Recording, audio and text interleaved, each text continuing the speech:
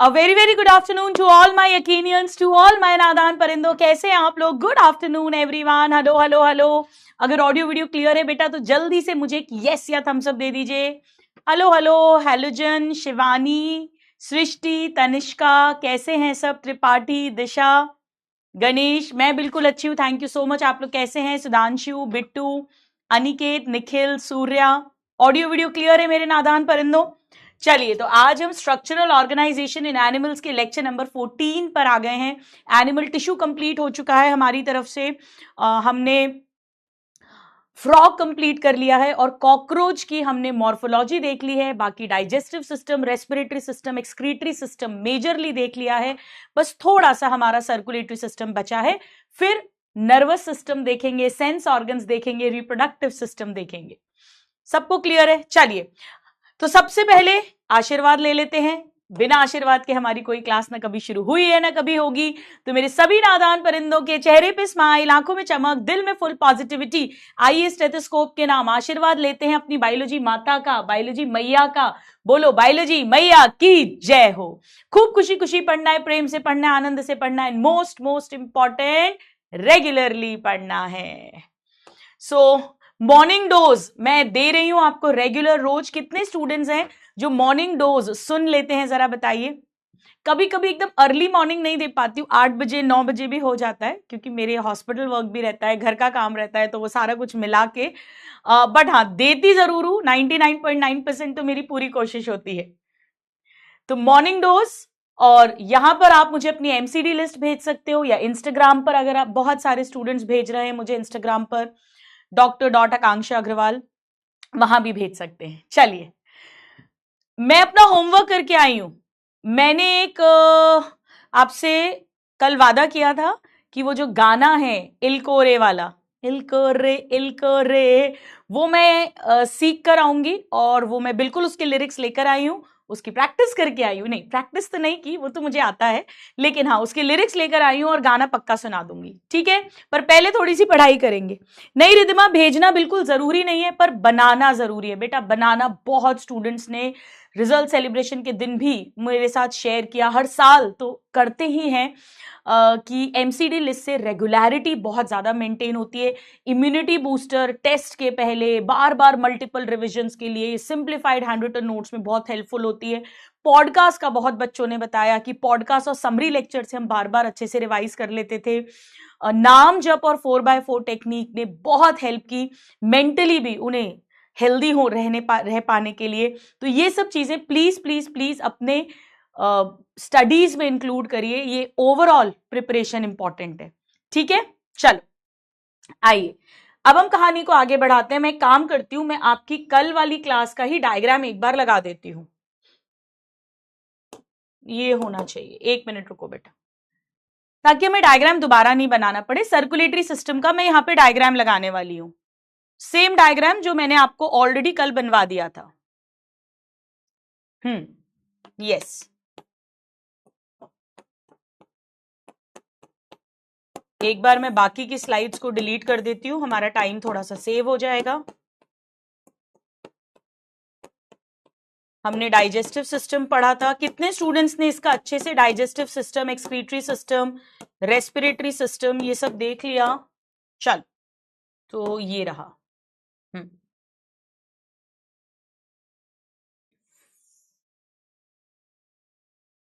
Yes, ये आप ही का लेक्चर 13 का डायग्राम है. ठीक है, चलो आओ एक बार ध्यान से देखो.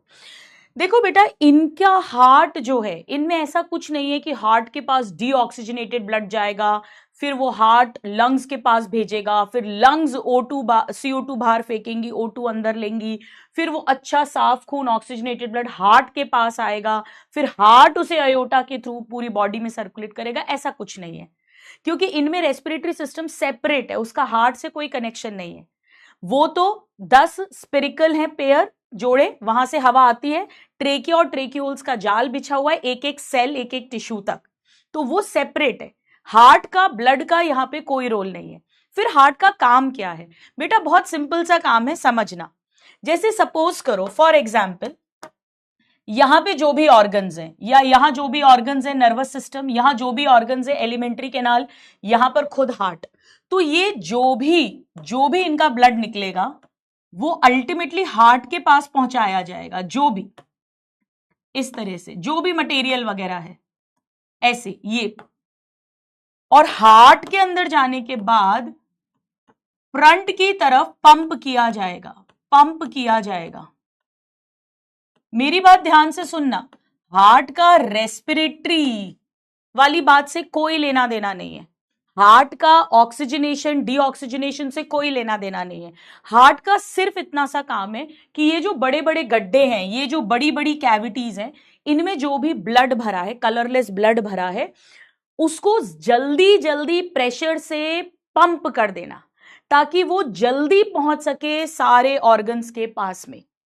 उसके थ्रू O2 CO2 ट्रांसफर नहीं हो रही है, नहीं डिलीवर हो रही है, वो तो सेपरेट है ट्रेकिया ट्रेक्यूल्स, बट ब्लड में और भी जो मटेरियल है, ग्लूकोज है, न्यूट्रिएंट्स है, अमीनो एसिड्स हैं, वो सब ट्रांसफर हो सके, डिलीवर हो सके। तो हार्ट केवल एक पंपिंग कर रहा है ताकि ये फ्लो ऑफ ब्लड फास्टर हो जाए, that is the only role. अब होता क्या है बेटा, जहां से भी जिस भी लेवल पर खून पहुंचेगा उससे आगे की तरफ सर्कुलेट होगा, तो ऐसे करके ब्लड सर्कुलेट होता रहता है pumping action of the heart से, ठीक है। अब होता क्या है, जब ब्लड अंदर जाना है तो ऑस्टिया ओपन होने चाहिए, ऑस्टिया ओपन होने के लिए यहां पर पंखे जैसी मसल्स होती हैं, जिन्हें हमने एलरी मसल सीखा था कल, इस तरह से fan shaped muscles like this, ऐसे पूरे में भले ही मत बनाओ, इस तरह से दो चेम्बर्स के बीच बीच में, टू चेम्बर्स के बीच बीच में ऐसे मसल्स हैं, यहां पे ऐसे पंखे जैसी। बेटा याद रखना, हार्ट के चेम्बर्स कुप्पी आकार हैं, फनल शेप्ड, और ये मसल्स जो हैं, ये एलरी मसल्स जिन्हें हमने कहा था, ये फैन शेप्ड हैं, एलरी मसल्स फैन शेप्ड। अब होता क्या है, अगर मैं कह रही हूं टू चेम्बर के बीच में एक एलरी मसल्स है, तो 3 के बीच में 2 होंगी, 4 के बीच में 3 होगी, तो 13 चेम्बर्स के बीच में 12 होंगी, और 13 चेम्बर्स इस तरफ से, 13 चेम्बर्स इस तरफ से, क्योंकि दोनों तरफ ऑस्टिया है, तो 13 चेम्बर्स हैं जिनमें 13 पेयर ऑस्टिया हैं, और एलरी मसल्स हो गई 12 पेयर। क्या ये बात सबको समझ में आ गई? एलरी मसल हो जाएगी 12 पेयर, एलरी मसल्स हो जाएंगी 12 पेयर। अब आइए हम लिखते हैं एक्चुअली हो क्या रहा है। तो ब्लड जो है, ब्लड वो इन खाली जगह में भरा हुआ है, साइनसेस में, कैविटी, साइनसेस, हीमोसील, वहां पर ब्लड है, तो blood from sinuses, blood from sinuses, ये सारा खून हार्ट में एंटर कर रहा है, enters into heart, enters into heart. कैसे एंटर करेगा? होल के थ्रू, जिसे हमने कहा है ऑस्टिया, थ्रू ऑस्टिया। तो ब्लड है साइनसेस में, वो एंटर करेगा हार्ट में थ्रू ऑस्टिया, थ्रू ऑस्टिया, और फ्रंट की तरफ अगेन पंप होगा, and is pumped anteriorly, posteriorly लिख देंगे रॉन्ग हो जाएगा, and is pumped anteriorly, anteriorly,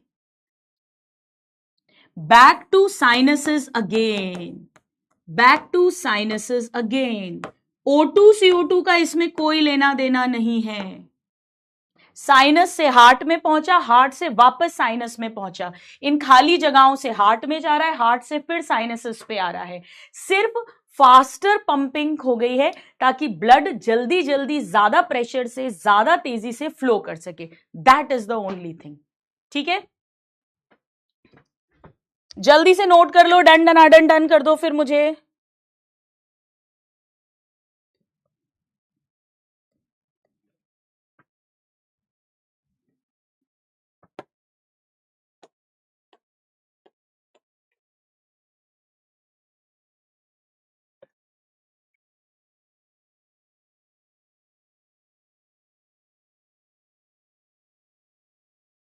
Anil ये वीडियो बना लो, नहीं चल रहा है, एक बार बना लो, ठीक है। वॉइस इंक्रीज करनी है बेटा, कितनों को इंक्रीज करवानी है इंक्रीज लिख दो, जिसका ओके है वो ओके लिख दो, मैं यहाँ कर रही हूँ, ठीक है। और यकीन 2.0 की अपनी लाइव क्लास चल रही है और ये आइकन नहीं शो हो रहा है 3D डायग्राम का, ना वीडियो कॉल का, ठीक है। Thank you. एक बार अनिल वॉइस भी चेक कर लेना, कुछ बच्चों को लो लग रही है, बाकियों को सही लग रही है, एक बार चेक कर लेना। चलो अब आ जाओ बेटा, नेक्स्ट हेडिंग अपन लिखते हैं। नेक्स्ट हेडिंग अपन लिखेंगे nervous system in cockroach. Nervous system, circulatory system complete हो गया, नर्वस सिस्टम। इसको पढ़ाने के पहले मैं एक वर्ड बता देती हूं आपको। स्टूडेंट्स मैंने आपको पढ़ाया था कि न्यूरॉन जो है, न्यूरॉन नर्व सेल, वो बेसिक स्ट्रक्चरल फंक्शनल यूनिट होती है। ग्रुप ऑफ न्यूरॉन्स जो है, न्यूरॉन के अंदर कितने स्टूडेंट्स को याद है, एक सेल बॉडी होती है और बाकी एक्सॉन और डेंड्राइड्स होते हैं।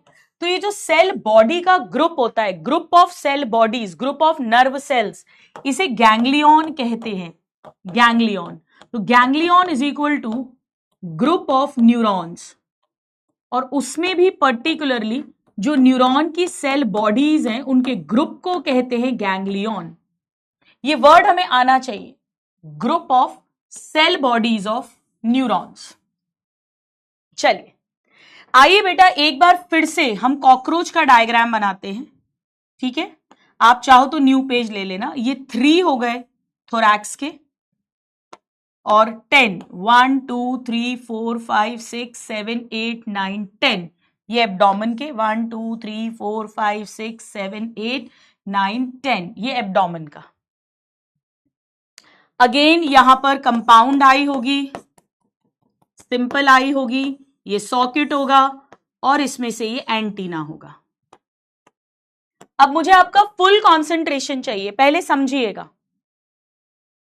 जैसे बेटा मान लो ये कॉकरोच है, ठीक है, कॉकरोच, ये आप साइड से देख रहे हो, साइड से, इस तरफ से आप इधर से देख रहे हो, आपको ये दिख रहा है, ये इधर भी है, इधर भी है इसकी बॉडी, इधर भी प्लूराइड्स हैं, इधर भी प्लूराइड्स हैं, आप इधर से देख रहे हो। तो जब यहां से आप देखोगे बेटा प्लूराइड हटा के अंदर, तो इधर पर ऊपर जहां ईसोफेगस रहती है उस एरिया के आसपास ऊपर ग्रुप ऑफ सेल बॉडीज है न्यूरॉन्स की, यानी गैंग्लिया है, और नीचे उनके एक्सॉन्स आ रहे होंगे, ठीक है। इधर भी एक ग्रुप ऑफ सेल बॉडीज है यानी गैंग्लिया है, उसके डेंड्राइड्स ऊपर होंगे और एक्सॉन नीचे होंगे। मैंने क्या कहा, मैंने आपसे ये कहा कि यहां पर इस एरिया में एक गैंग्लियन है। गैंग्लियन मतलब ग्रुप ऑफ सेल बॉडीज, ठीक है। यहां पे डेंड्राइड होंगे और यहां पर एक्सॉन होंगे। फिर ऐसा ही एक यहां पर भी है, यहां इसके डेंड्राइड होंगे, यहां इसके एक्सॉन होंगे, अभी बनाना मत, ठीक है। और ये एक्सॉन इस डेंड्राइड के साथ जॉइंट बना रहे होंगे। फिर ऐसे ही ये एक्सॉन, फिर यहां पर डेंड्राइड और सेल बॉडी का ग्रुप, फिर एक्सॉन, फिर डेंड्राइड सेल बॉडी का ग्रुप, फिर एक्सॉन, डेंड्राइड सेल बॉडी का ग्रुप, फिर एक्सॉन, डेंड्राइड सेल बॉडी का ग्रुप, फिर एक्सॉन, डेंड्राइड सेल बॉडी का ग्रुप। ये बात कितने स्टूडेंट्स को समझ आ गई, जरा यस लिखो। ये बात कितने बच्चों को समझ आ गई कि डेंड्राइड सेल बॉडी का ग्रुप यानी गैंग्लियन, फिर एक्सॉन, इस तरह से कहानी चलेगी। हाँ गुरुमा ये बात हम समझ गए। तो बेटा ये जो ऊपर वाला है, इस एक गैंग्लियन और एक नीचे वाला गैंग्लियन है, क्या मैं इसे ईसोफेगस के ऊपर है तो सुप्रा ईसोफेजियल गैंग्लियन कह सकती हूं। सुप्रा ईसोफेजियल गैंग्लियन, गैंग्लियन मतलब ग्रुप ऑफ सेल बॉडीज है, और ईसोफेगस जिस एरिया में है उसके ऊपर की तरफ है। भाई यहां कहीं पर माउथ होगा, फिर बक्कल कैविटी, फिर शॉर्ट टिब्यूलर फैरिंग्स, फिर नैरो टिब्यूलर ईसोफेगस, तो यहां कहीं पर ईसोफेगस होगी।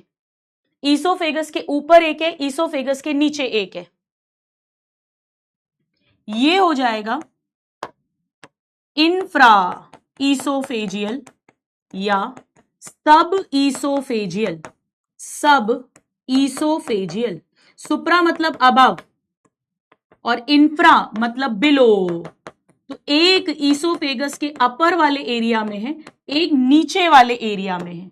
एक को कहा सुप्रा ईसोफेजियल गैंग्लियन, एक को कहा इंफ्रा या सब ईसोफेजियल गैंग्लियन।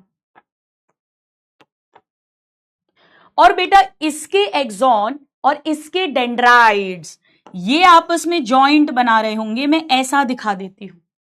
एक्चुअली मान लो यहां पे 100 न्यूरॉन्स की सेल बॉडीज है, तो 100 एक्सॉन होंगे, और यहां पे मान लो 100 सेल बॉडीज है, तो उनके बहुत बहुत सारे डेंड्राइड्स होंगे, और वो सब एक्सॉन डेंड्राइड के साथ ज्वाइंट कर रहे होंगे, साइनैप्स कर रहे होंगे। इतना समझ में आ रहा है? इसे कहते हैं लॉन्गिट्यूडनल कनेक्टिव। लॉन्गिट्यूडनल लंबे में है, लॉन्गिट्यूडिनल, और कनेक्ट कर रहे हैं, ये दोनों गैंग्लियन को कनेक्ट कर रहे हैं, connective. They are connecting supra and infra oesophageal ganglion. अब बेटा फिर वही कहानी होगी। क्या कहानी होगी? यहां से एक्सॉन निकलेंगे, फिर डेंड्राइड होगा, फिर गैंग्लिया होगा, फिर ऐसे ही सेम गैंग्लिया, फिर ganglia, ganglia, ganglia, ganglia, ganglia, ganglia, ganglia, और ये सब जगह पर कनेक्टिव्स होंगे, connectives, connectives, connectives, connectives, connectives, connectives. वही axon dendrite, axon dendrite, axon dendrite. मैंने कितने बनाए हैं गिन के बनाना। देखो गुरुमा ने कितने बनाए हैं, ये वाले 1 2 3 4 5 6 7 8 9। बेटा एक सुप्रा गैंग्लियन है ईसोफेजियल, एक इंफ्रा ईसोफेजियल गैंग्लियन है, उन्हें कनेक्ट करने वाला लॉन्गिट्यूडनल कनेक्टिव है, और यहां पर भी 9 गैंग्लियन है। ये जो स्ट्रक्चर बना इसे नर्व कॉर्ड कहते हैं, और इसे नर्व रिंग कहते हैं। ये है नर्व रिंग और ये है नर्व कॉर्ड। तो अब चैट्स में लिखकर भेजो कि नर्व कॉर्ड जो है वो डॉर्सल है या वेंट्रल है। क्या लिखें? ये जो पूरी नर्व कॉर्ड है ये डॉर्सल है या वेंट्रल है? सोचिए, डॉर्सल है या वेंट्रल है? बताइए।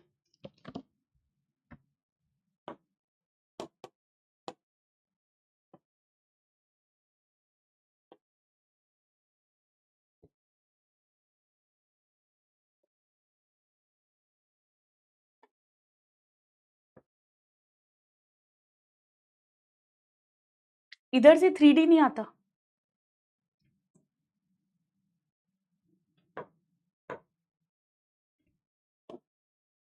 हाँ आ गया, आ गया, आ गया 3D।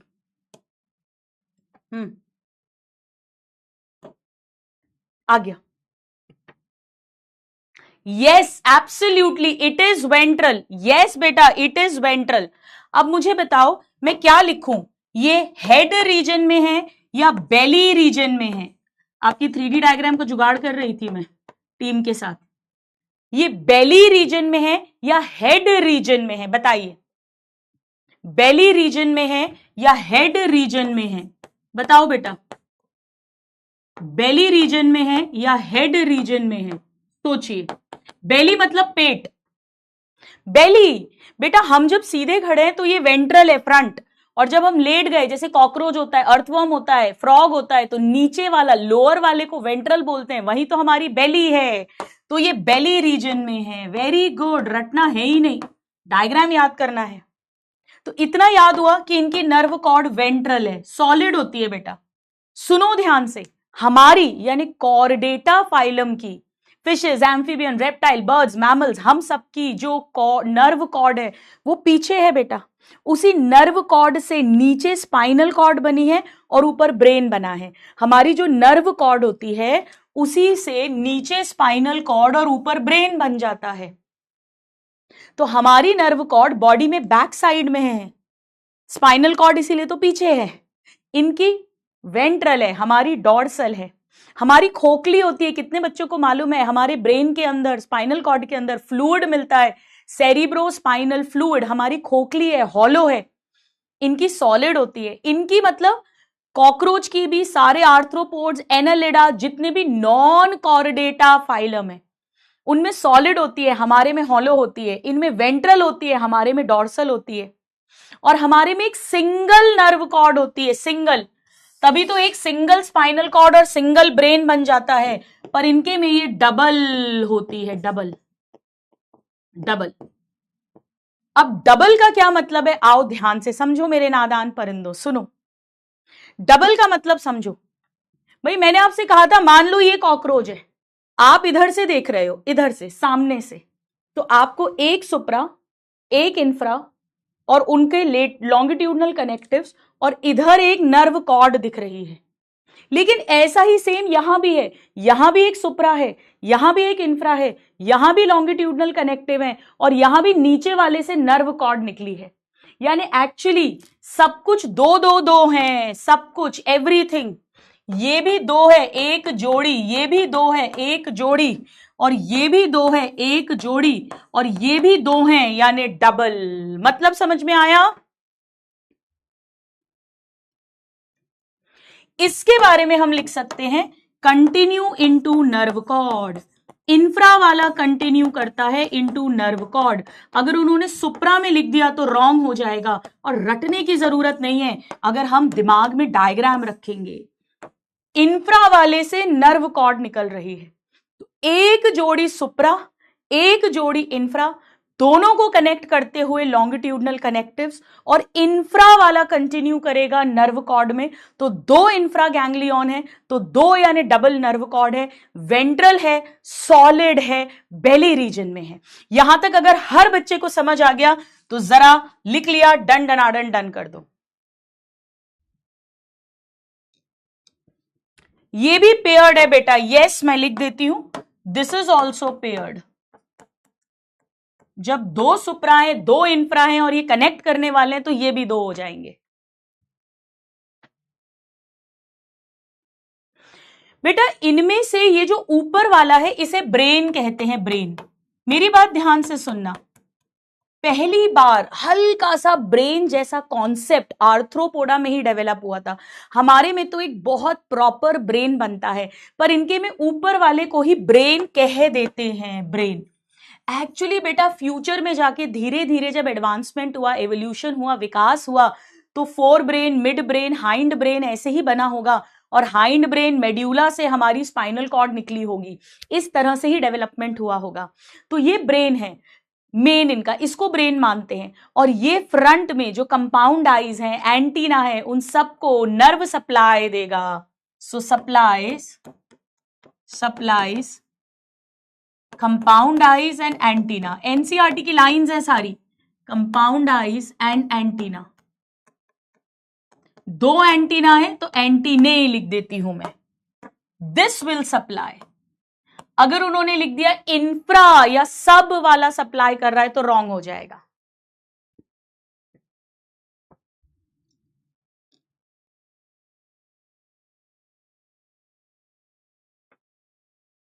यहां पर बेटा इसमें एक चीज देखो, नर्व कॉर्ड में मैं ये पॉइंट यहां लिख रही हूं, नर्व कॉर्ड के बारे में मैं यहां लिख देती हूं, नर्व कॉर्ड के बारे में। बेटा इसमें 9 गैंग्लिया हैं, 3 गैंग्लिया मैंने थोरैक्स में बनाए हैं और 6 गैंग्लिया मैंने एब्डोमेन में बनाए हैं। पर एक्चुअली ऐसी एक और नर्व कॉर्ड है, यानी 3 पेयर थोरैक्स में है और 6 पेयर एब्डोमेन में है, और इतने इनफ होते हैं पूरी बॉडी को नर्व सप्लाई देने के लिए। इसे बोलते हैं सेगमेंटेड गैंग्लिया, पर्टिकुलर सेगमेंट्स में है, सेगमेंटेड गैंग्लिया। आप नीचे लिख लेना बेटा, आपके नीचे जगह होगी पेज में, आप नीचे लिख लीजिएगा सेगमेंटेड गैंग्लिया। टोटल 9 पेयर्स है, टोटल 9 पेयर्स हैं, जिसमें से 3 पेयर्स थोरैक्स रीजन में है, एक एक एक, और 6 पेयर एब्डोमिनल रीजन में है, एब्डोमेन में। 3 जोड़ी थोरैक्स में और 6 जोड़ी एब्डोमेन में, टोटल 9 जोड़ी।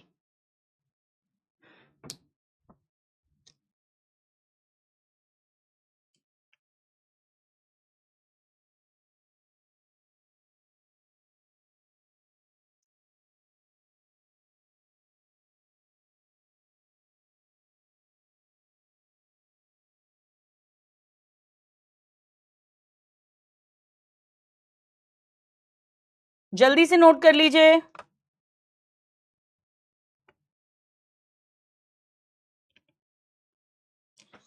हो गया?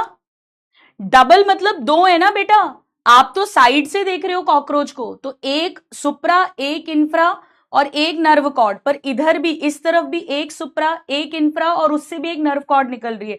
आप इधर से देख रहे हो तो एक ही नर्व कॉर्ड दिख रही है, पर एक इस तरफ भी तो है, मोटाई भी तो है, पापड़ जैसा पतला थोड़ी ना है।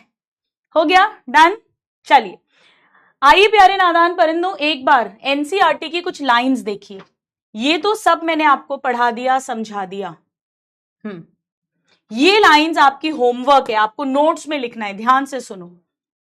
Head holds a bit of nervous system. Head के अंदर नर्वस सिस्टम का, हेड के अंदर नर्वस सिस्टम का थोड़ा सा पार्ट है। मेजर पार्ट बेली रीजन में है, मेजर पार्ट बेली रीजन में है। यही कारण है बेटा, अगर इसका सर काट दिया जाए, अगर कॉकरोच का हेड काट दिया जाए, तो भी वो करीब 1 वीक तक जिंदा रह सकता है। ये असर्शन रीजन का क्वेश्चन बनता है कि why if the head of cockroach is cut it can still live for about 1 week because the major nervous system is in the belly region. NEET का क्वेश्चन है, आया हुआ प्रीवियस ईयर क्वेश्चन है। आइए यहां देखिएगा। Rest is situated along the ventral या belly part of its body. So now we can understand that if the head of cockroach is cut off, it will still live for as long as 1 week. बाकी सब पढ़ा चुकी हूं बेटा, ये यहां तक का आपका होमवर्क है, या अभी लिख लो आप चाहो तो। Add in notes, add in notes, very very important PYQ है, आया हुआ क्वेश्चन है नीट के अंदर। Cockroach can still live for as long as 1 week even if head is cut.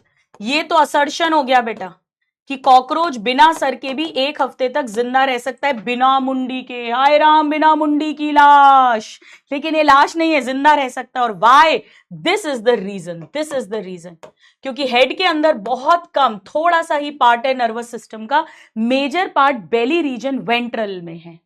ठीक है?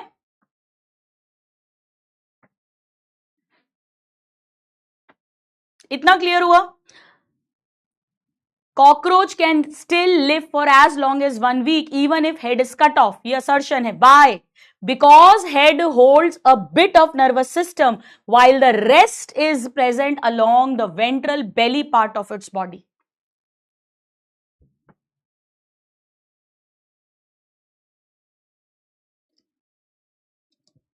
चलिए अब आ जाओ मेरे नादान, अभी लिख लेना बेटा, नोट्स में से लिख लो।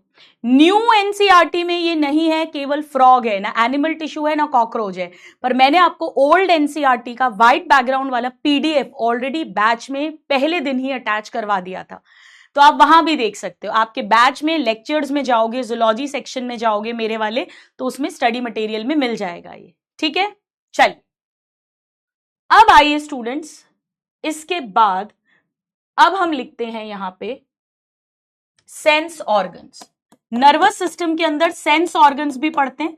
आपको याद है फ्रॉग के अंदर भी जब हमने नर्वस सिस्टम पढ़ा था, तो उसके बाद हमने eyes, ears, taste papilla, touch papilla, taste buds, nasal epithelium, ये सेंस ऑर्गन्स पढ़े थे। याद आ रहा है? चल, हमने इसमें 4 तो ऑलरेडी डिटेल में पढ़ लिए हैं। अगर आपको याद हो, हमने एंटीना पढ़ा था जो मॉनिटर करता है एनवायरनमेंट को। मैंने कहा था नाक है, इससे सूंघता है, स्मेल करता है, और टच भी सेंसिटिव है ये। फिर एनल सरकाई पढ़ा था जो 10th सेगमेंट में है, बोथ मेल्स एंड फीमेल्स में साउंड वेव्स रिसीव करता है, कान की तरह काम कर रहा है।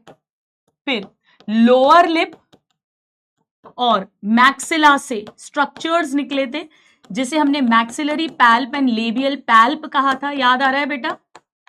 ये भी मैंने कहा था सेंसिटिव हैं, सेंसरी स्ट्रक्चर्स हैं, इनसे भी वो खाने को टच करता है और मुंह में भी लेता है। फिर आई होप इतना सबको याद आ रहा है। और फिर हमने सिंपल आई लिखी थी जो हम ऑलरेडी लिख चुके हैं, और कंपाउंड आई। कंपाउंड आई को मैंने कहा था कि मैं आगे के लेक्चर्स में डिटेल में पढ़ाऊंगी, वो समय अब आ गया। वो घड़ी आ गई आज, प्यार में खुद को न। चलो चलो चलो लिखो पहले। अब स्टूडेंट्स आप जानते हो, जैसे मान लीजिए ये हमने कॉकरोच का सर बनाया, ठीक है, इधर फिर थोरैक्स होगा। अब मैं बना नहीं रही हूं, आपको भी नहीं बनाना, मत बनाओ। आप कहोगे गुरुमा बोलते हो नहीं बना रही हूं, फिर भी बना दिया।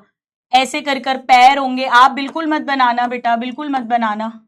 यहां पर ये एंटीना है, इधर सॉकेट में से निकला है, इधर कंपाउंड आई है, ये कंपाउंड आई है बेटा। एक एक कंपाउंड आई में 2000 यूनिट्स की बनी है, और वो यूनिट्स हेक्सागोनल है, ऐसी षटकोण, हेक्सागोनल, ऐसे मधुमक्खी के छत्ते की तरह, ऐसा, ऐसी यूनिट्स बनी हुई है, ऐसी ऐसी हेक्सागोनल 2000 बनी हुई है, 2000। तो कंपाउंड आइज कितनी है? 2, यानी एक जोड़ी। कहां पर है बेटा? ऊपर की तरफ होंगी, on dorsal surface of head. Thorax लिख देंगे, एब्डोमेन लिख देंगे, रॉन्ग हो जाएगा। तो हेड में है, सबसे ऊपर की तरफ है, 2 है, यानी एक जोड़ी। नाउ एक एक आंख के अंदर कंसिस्ट ऑफ 2000 हेक्सागोनल, इसे पेंटागोनल कर देंगे, रॉन्ग हो जाएगा। हेक्सागोनल यूनिट्स, एक एक यूनिट को बोलते हैं बेटा ओमाटीडियम। ओमाटीडियम, ओमाटीडियम 2000 हेक्सागोनल यूनिट्स हैं, ओमाटीडियम। बहुवचन हो जाएगा ओमाटीडिया, ओमाटीडिया। जैसे table tables, chair chairs, fan fans, ऐसे ही ओमाटीडियम, ओमाटीडिया। ना ये मैं आपको फ्रॉग के टाइम ही बता चुकी हूं कि फ्रॉग हमारी तरह सिंपल आईज हैं, एक बार में एक इमेज बनती है, लेकिन कॉकरोच की हर यूनिट आपके बॉडी के अलग अलग पार्ट को देख रही है, यानी सेवरल इमेजेस एक बार में आएंगी। इसे मोजाइक विजन कहते हैं। ये बात कितने बच्चों को याद आ रही है? जरा मी लिखकर भेजो, मैं क्लास में बता चुकी हूं। Receive several images of an object. बेटा एक ही ऑब्जेक्ट की हजारों इमेजेस बनेंगी। एक यूनिट हमारे पैर देखेगी, एक यूनिट हाथ देख रही है, एक यूनिट सर देख रही है, एक यूनिट पेट देख रही है। विद द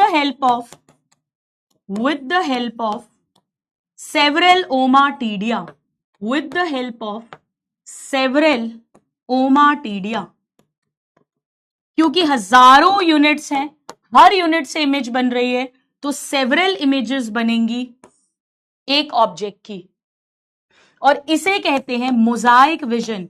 बेटा मोजाइक का मतलब ही होता है धब्बे धब्बे। देखो आपकी गुरुमा आपसे कितना प्यार करती है, कितना सोचती है आपके बारे में। आज कपड़े भी मैंने मोजाइक पैटर्न के पहने, ये देखो धब्बे धब्बे धब्बे धब्बे, ये मोजाइक पैटर्न है बेटा, धब्बे धब्बे। तो इसे कहते हैं मोजाइक विजन, मोजाइक विजन, क्योंकि सेवरल इमेजेस बनेंगी। अब मुझे जरा सोच कर बताओ, रटना नहीं है, सोच कर बताओ, सोच के बताओ, अगर एक बार में आप इंसान को फुल कंसंट्रेशन से एक जगह पर देख रहे हो, एक इमेज बना रहे हो, और दूसरी तरफ आप बटा बटा देख रहे हो, आप मुंह भी देख रहे हो, आंख भी देख रहे हो, पैर भी देख रहे हो, हाथ भी देख रहे हो, तो ज्यादा सेंसिटिव कौन है? सेंसिटिव मतलब कहते ना यार तू बहुत हाइपर सेंसिटिव है, यार तुम बहुत सेंसिटिव हो, थोड़ा सा भी कुछ बोल दे कि टप टप टप टप टप टप। लड़कियों की बड़ी आदत होती है, थोड़ा सा भी बोल दो टक टक टक टक टक आंसू बहने लग गए, या लड़कों को जरा सा भी कुछ बोल गुस्से में आ गए, बोले तुम बहुत सेंसिटिव हो। तो सोचो कि ज्यादा सेंसिटिव कौन है? सामने वाले ने हल्की सी भी हरकत की तो कौन पहचान लेगा? बेटा जहां पे सेवरल इमेज बन रही है, वहां अगर आपके पैर का अंगूठा भी हिला और सामने कॉकरोच बैठा है, वो पहचान जाएगा। लेकिन अगर सामने इंसान बैठा है, वो आपके चेहरे पे देख रहा है, आपसे बात कर रहा है, आपके पैर में उंगली हिला भी रहे हो, तो उसको कोई फर्क नहीं पड़ेगा, उसको पता ही नहीं चलेगा। यानी ये मोर सेंसिटिव है। रटना नहीं है, समझना है बेटा, कितना रटेंगे, रटना नहीं है, जहां समझने की चीजें उसे समझना है, बहुत संवेदनशील है, बहुत सेंसिटिव है, हल्की सी हरकत को भी पहचान लेगा फास्ट, तुरंत। अब दूसरी बात बताओ, दूसरी बात बताती हूं। शार्प इमेज किस में बनेगी? Clear, clear. एक तो बिल्कुल शार्प देख रहा है, आप ही पर फुल फोकस है, भले उसे नहीं पता आपके पैर में क्या हो रहा है, लेकिन जहां देख रहा है वहां एकदम क्लियर इमेज बन रही है। एक बटा बटा देख रहा है, सेंसिटिव तो बहुत है, हल्की सी हरकत भी पहचान लेगा, पर इतनी क्लियर इमेज नहीं बनेगी। तो रेजोल्यूशन जो है, क्लैरिटी ऑफ इमेज, वो यहां पे लो होना चाहिए कि हाई होना चाहिए? बताओ जरा, चैट बॉक्स में लिखकर भेजो। रेजोल्यूशन जो है यानी क्लैरिटी, रेजोल्यूशन, रेजोल्यूशन वो लेस होना चाहिए या मोर होना चाहिए? बताइए, बताइए बेटा। इमेज क्लियर बनेगी या लेस क्लियर बनेगी? इमेज क्लियर बनेगी या लेस क्लियर बनेगी? Less clear, yes. तो लेसर या लो रेजोल्यूशन। बहुत बढ़िया मेरे नादान परिंदों, बहुत बढ़िया। और रात में देखने के लिए परफेक्ट आंखें होती हैं, क्योंकि हमें पता है कॉकरोच रात का प्राणी है, यानी नॉक्टर्नल या नाइट विजन के लिए ये परफेक्ट होता है कि भले ही बहुत क्लियर इमेज नहीं हो बट सेंसिटिविटी हो, और इसीलिए ये अपने शिकार या शिकारी की हल्की सी हरकत को भी पहचान के और भाग सकता है। एक एक शब्द क्लियर हो गया? यस, लेस होगी। Very good, very good, very good. हो जाए तो जरा डन डनाडन डन कर दो।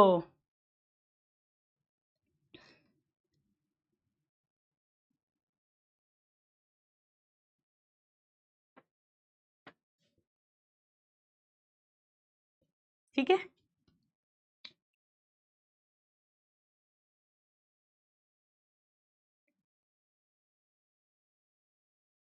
एक ने पूछा है मैम डे टाइम में कॉकरोच क्या करता है?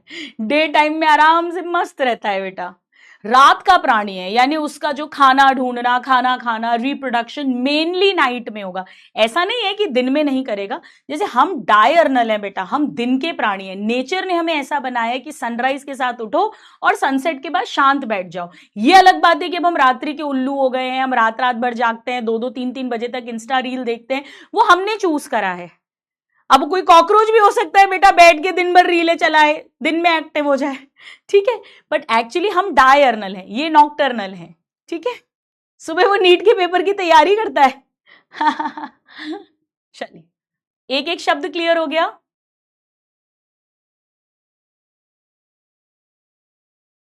चल, अब आ जाओ बेटा, नेक्स्ट हेडिंग लिखते हैं। डाइजेस्टिव सिस्टम हो गया, रेस्पिरेटरी सिस्टम हो गया, सर्कुलेटरी सिस्टम हो गया, एक्सक्रीटरी सिस्टम हो गया, नर्वस सिस्टम हो गया, सेंस ऑर्गन्स हो गए। अब हम आ गए रिप्रोडक्टिव सिस्टम पर। रिप्रोडक्टिव सिस्टम मजे आ रहे हैं पढ़ने में? रिप्रोडक्टिव सिस्टम, सबसे पहले चैट बॉक्स में लिख के बताओ कि ये यूनिसेक्सुअल है या बायसेक्सुअल? बताओ, यूनिसेक्सुअल है या बायसेक्सुअल है? बताइए बेटा। मेल कॉकरोच और फीमेल कॉकरोच अलग अलग हैं। मेल कॉकरोच में एक्स्ट्रा एनल स्टाइल था, यानी मेल अलग है, फीमेल अलग है, यानी ये है यूनिसेक्सुअल। फ्रॉग भी यूनिसेक्सुअल था, हम भी यूनिसेक्सुअल हैं। मेल डिफरेंट है, फीमेल डिफरेंट है, इन्हें कहते हैं डायोशियस, पहले भी बता चुकी हूं। अब ध्यान से सुनना, फ्रॉग के अंदर एक्सटर्नल फर्टिलाइजेशन था, एक्सटर्नल, यानी फ्रॉग मेल वाला स्पर्म्स और फीमेल वाली फ्रॉग एग्स, ओवा, पानी में डालते थे और वाटर में आउटसाइड बॉडी फर्टिलाइजेशन होता था। बट हमारे में इंटरनल है, कॉकरोच में भी इंटरनल है। जी हां, जो स्पर्म है वो पैकेट्स के फॉर्म में फीमेल बॉडी के अंदर जाएगा। ये मैं अभी सिखाऊंगी तो आपको एकदम क्लियर हो जाएगा। इंटरनल फर्टिलाइजेशन, ये मैं अभी सिखाऊंगी बेटा।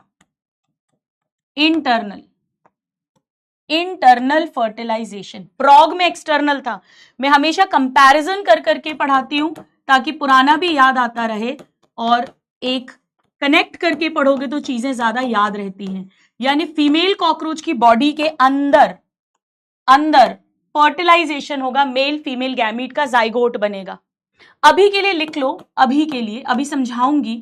इन जेनाइटल चेम्बर, एक बार लिख लीजिए, ये क्या है ये अभी समझ नहीं आएगा, थोड़ी देर में समझ आएगा। अब कितने स्टूडेंट्स को याद है, मैं दोबारा नहीं बताऊंगी, कि एक डायरेक्ट डेवलपमेंट था, एक इनडायरेक्ट डेवलपमेंट था। कितने बच्चों को याद है? ये मैं सिखा चुकी हूं, डिटेल में कॉन्सेप्ट समझा चुकी हूं कि हमारे में डायरेक्ट है, यानी जब हमारा बच्चा पैदा होता है तो इंसान का ही बच्चा है, कोई भी बता सकता है, भले ही वो थोड़ा इमेच्योर है, हाइट कम है, लेकिन है इंसान का ही बच्चा। इंसान ह्यूमन की तरह, उसमें भी 2 कान, 2 आंख, 1 नाक, 1 मुंह, सब चेहरा वैसा होगा। लेकिन फ्रॉग का बच्चा जब पैदा होता है, टैडपोल, आप सोच भी नहीं सकते ये बड़ा होके फ्रॉग बनेगा। उसमें लंग्स नहीं है, गिल्स हैं, कार्निवोरस नहीं है, हर्बीवोरस है, टेल प्रेजेंट है, बहुत सारे कैरेक्टर्स, अमोनिया एक्सक्रीट करता है, यूरिया नहीं, लैंड पे जाएगा तो मर जाएगा, ऐसा लगता है मछली का बच्चा है, जिसे लार्वा बोलते हैं। बेटा यहां पर भी लार्वा बनता है, यानी इनडायरेक्ट डेवलपमेंट, यहां पे फ्रॉग की तरह। फ्रॉग के लार्वा को हमने टैडपोल कहा था, कॉकरोच के लार्वा को बेटा निम्फ कहते हैं, निम्फ। निम्फ, कॉकरोच के लार्वा का नाम है निम्फ, निम्फ। हाँ बेटा, मेटामॉर्फोसिस होता है, बिल्कुल सही लिख रहे हो आप। लार्वा से अडल्ट बनता है, चेंजेस होंगे धीरे धीरे, यानी मेटामॉर्फोसिस होगा। आपने परफेक्ट लिखा है, बहुत बढ़िया। सिर्फ एक बात लिख लो, क्योंकि एनसीईआरटी में दी हुई है, प्रीवियस ईयर क्वेश्चन आया हुआ है, पोरोमेटाबोलस डेवलपमेंट। एक बार लिखो बेटा, पोरोमेटाबोलस डेवलपमेंट,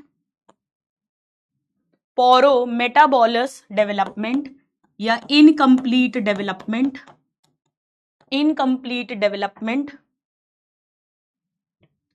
देखिए स्टूडेंट्स, बहुत सारे तरीके के मेटामॉर्फोसिस होते हैं। जैसे अगर कभी आपने बटरफ्लाई, तितली या सिल्कवर्म, रेशम का कीड़ा के बारे में अगर जूनियर क्लासेस में पढ़ा हो, वो अंडा देते हैं एग, फर्टिलाइजेशन के बाद, यानी जाइगोट, एम्ब्रियो, उससे पहले लार्वा बनता है, लार्वा से प्यूपा बनता है। कितने बच्चों को मालूम है प्यूपा? सिल्कवर्म, रेशम का कीड़ा, उसी स्टेज में कोकून, सिल्क का धागा, एक प्रोटीन का धागा है, चारों तरफ लपेटता है, उसे जब हम खौलते हुए पानी में डालते हैं, वो बेचारा कीड़ा अंदर का मर जाता है, अभी तो अडल्ट भी नहीं बना, मर गया। और वही रेशम का धागा, बायोमोलिक्यूल्स में पढ़ते हैं, वही तो प्रोटीन का धागा है, सिल्क है, जिससे फिर आप बढ़िया बढ़िया शॉल, कुर्ते और शर्ट्स बनाते हो। तो पहले एग, उससे लार्वा, लार्वा से प्यूपा, कोकून बनाता है, फिर अडल्ट बनता है। तो ये अलग अलग तरीके के डेवलपमेंट्स है, उसे कंप्लीट डेवलपमेंट बोलते हैं। आप तो इतना समझ लीजिए, आपके लेवल पर पहले हम लोग all types of Metamorphosis detail में पढ़ाते थे, बट अब सालों से इस पे क्वेश्चन नहीं आता है। आप इतना समझ लो कि अगर निम्फ के थ्रू डेवलपमेंट हो रहा है तो उसे पोरोमेटाबोलस कहते हैं, और कॉकरोच में ऐसा होता है। आप बस इतना समझ लो, आप बस इतना समझ लो, ठीक है? That is development through nymphal stages, क्योंकि हमारी एनसीईआरटी में दिया है, बट इससे ज्यादा डिटेल में नहीं जाना है।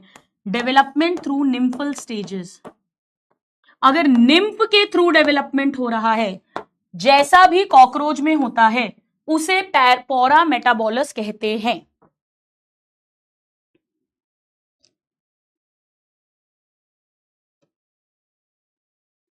लिख लो एक बार जल्दी से।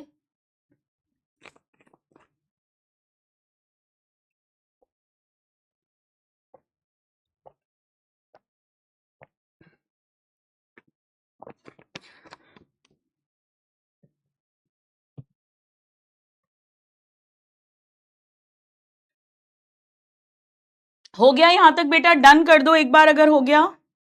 डन। चल, अब स्टूडेंट्स एक न्यू पेज ले लेना, हम मेल रिप्रोडक्टिव सिस्टम का पहले डायग्राम बनाएंगे और थ्योरी भी लिखेंगे। चल, तो पहले हम बनाते हैं मेल रिप्रोडक्टिव सिस्टम, फिर सीखेंगे फीमेल रिप्रोडक्टिव सिस्टम। मैं एक पेज पे तो बेटा डायग्राम बना लो, और थ्योरी अपन अलग से लिखते जाएंगे, थ्योरी अलग से। पहले मेरी बात ध्यान से सुनो, जितना भी रिप्रोडक्टिव सिस्टम है, जितना भी, वो एब्डोमेन में है, एब्डोमेन में। जितना भी रिप्रोडक्टिव सिस्टम है वो सारा एब्डोमेन के अंदर होता है। जैसे हमारे में टेस्टिस हैं, कॉकरोच में मेल में टेस्टिस होते हैं, फ्रॉग में भी टेस्टिस थे। टेस्टिस के अंदर स्पर्म्स बनेंगे यानी मेल गैमीट्स बनेंगे। अब सवाल उठता है टेस्टिस कहां होते हैं? ध्यान से सुनना। हेड हो गया, हेड के बाद 3 सेगमेंट्स हो गए थोरैक्स के, फिर एब्डोमेन का जो 4th, 5th और 6th सेगमेंट है, मैंने क्या कहा? एब्डोमेन का 4th, 5th और 6th सेगमेंट, एब्डोमेन का 4th, 5th और 6th सेगमेंट। किसका? एब्डोमेन का। एब्डोमेन का 4th, 5th और 6th सेगमेंट, फिर 7th भी होगा, 8th भी होगा, 9th भी होगा, 10th भी होगा। ऐसे ही यहां पर 4th, 5th, 6th, 7th, 8th, 9th और ये हो गया 10th। बेटा यहां पर टेस्टिस हैं 2, एक टेस्टिस यहां है, ये रहा, और एक टेस्टिस यहां है। लेटरली साइड्स में 2 टेस्टिस है, 2 टेस्टिस है, 2 टेस्टिस है, टेस्टिस। आप चाहो बेटा तो डायग्राम में लेबलिंग कर लो, और जो डिटेल मैं लिख रही हूं उसे अलग से नेक्स्ट पेज पर टेस्टिस हेडिंग डालो और उसकी डिटेल लिख लो। ठीक है, टेस्टिस डाल के उसकी डिटेल लिख लो। चल, कितने टेस्टिस हैं? सबसे पहले 1 पेयर, एक जोड़ी यानी 2। कहां पर है? 4th, 5th, 6th एब्डोमेन के अंदर, एब्डोमिनल सेगमेंट। थोरैसिक लिख देंगे, रॉन्ग हो जाएगा। Abdominal segment. तो 4th, 5th, 6th abdominal segment में 2 टेस्टिस हैं, 2। कहां पर है बेटा? साइड्स में है, सेंटर में नहीं है। सेंटर में नहीं है भाई, ऐसे भी तो हो सकते थे ना, एक इधर एक इधर, पर ऐसा नहीं है, ऐसा नहीं है, साइड्स में है, right side, left side, on lateral sides, lateral sides. और इनका काम क्या होगा? मेल गैमीट प्रोड्यूस करना, मेल गैमीट्स। और मेल गैमीट्स को क्या बोलते हैं? हमारे में भी, फ्रॉग में भी, कॉकरोच में भी स्पर्म्स। यहां मेल गैमीट्स बनेंगे, स्पर्म्स, टेस्टिस।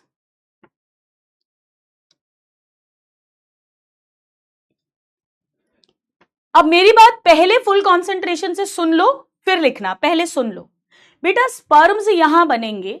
अब यहां से 2 पतली पतली डक्ट्स निकलेंगी, 2 पतली पतली डक्ट्स। इन्हें कहते हैं वासा डिफरेंस।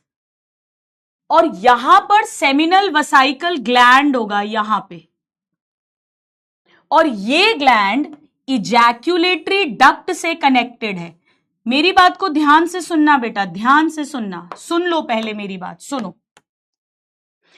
टेस्टिस के अंदर स्पर्म्स बने, वो स्पर्म इस वासा डिफरेंस में आए, और वासा डिफरेंस से सेमिनल वसाइकल में गए। सेमिनल वसाइकल के अंदर स्पर्म को स्टोर किया जाता है कुछ देर, और उनके पैकेट्स बना लिए जाते हैं। 50 स्पर्म्स, 100 स्पर्म्स, 200 स्पर्म्स, उनके पैकेट्स बना लेते हैं। इन पैकेट्स को स्पर्मेटोफोर्स कहते हैं। तो स्पर्म के पैकेट्स बना लिए, स्पर्म को स्टोर करा, उनके पैकेट्स बना लिए सेमिनल वसाइकल में, और फिर उन पैकेट्स को यहां इजैकुलेटरी डक्ट के अंदर डाल दिया। और इजैकुलेटरी डक्ट में डालने के बाद इस छेद के थ्रू वो बाहर निकलेंगे। इतना समझ में आया? मैंने क्या कहा? मैंने ये कहा कि ये जो है, रुको मैं दूसरा कलर ले लेती हूं, ये जो मैंने बनाया है ये है वासा डिफरेंस, वासा डिफरेंस, वासा डिफरेंस। अगर 2 टेस्टिस हैं तो ये भी 2 होंगी, दोनों से एक एक निकलेगी। 1 pair, 1 pair arise from each testis, arise from each testis। आप बेटा थ्योरी अलग से लिख लो। 1 pair arise from each testis, each testis। और पतली पतली डक्ट्स है बेटा, थिन, इसे थिक लिख देंगे, रॉन्ग हो जाएगा, डायग्राम में ही दिख रही है थिन, थिन, थिन।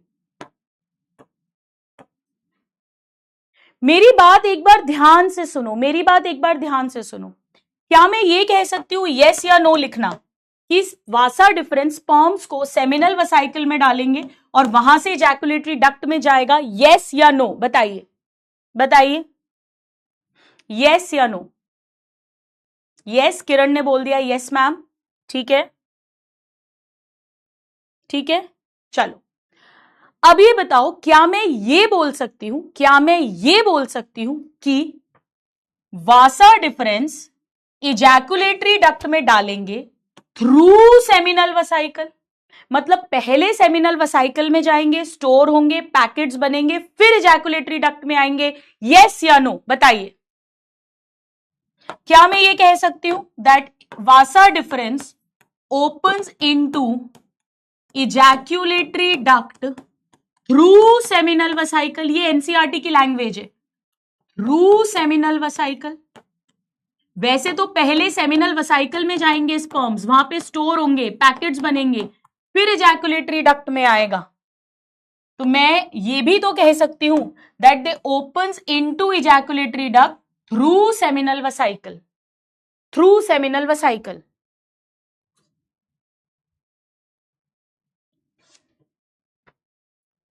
अब ये बेटा सेमिनल वेसाइकल है, ये सेमिनल वेसाइकल है। जरा चैट में लिख के भेजो, जो डायग्राम दिख रहा है सेमिनल वेसाइकल किस सेगमेंट में होना चाहिए, किस सेगमेंट में? लिखकर भेजो बेटा, ट्राई करो खुद से, किस सेगमेंट में होना चाहिए, किस सेगमेंट में? लिखकर भेजिए। हाँ, यहां पर स्पर्म्स को स्टोर किया जाएगा, स्टोर स्पर्म्स, उनको चिपकाया जाएगा, पैकेट्स बनाए जाएंगे, glue them together to form, उनके पैकेट्स, उनके बंडल्स बनाए जाएंगे बेटा, बंडल्स। उन बंडल्स को स्पर्मेटोफोर्स कहते हैं। तो यहां पर स्पर्म को स्टोर करेंगे और उनके बंडल्स बनाए जाएंगे। यस मेरे नादान परिंदो, तुसी ग्रेट हो, तुसी नीड दी होप हो, तोप हो। 6th abdominal segment, very good. कुछ भी नहीं रटना बेटा, कुछ भी नहीं रटना। अगर बेसिक समझ रहे हैं, डायग्राम समझ रहे हैं, 6th abdominal segment. 4th, 5th, 6th में टेस्टिस है, टेस्टिस के आखिरी से वासा डिफरेंस निकली, उसी लेवल पर सेमिनल वेसाइकल है। बहुत बढ़िया, बहुत बढ़िया। इन पैकेट्स को बोलते हैं स्पर्मेटोफोर्स।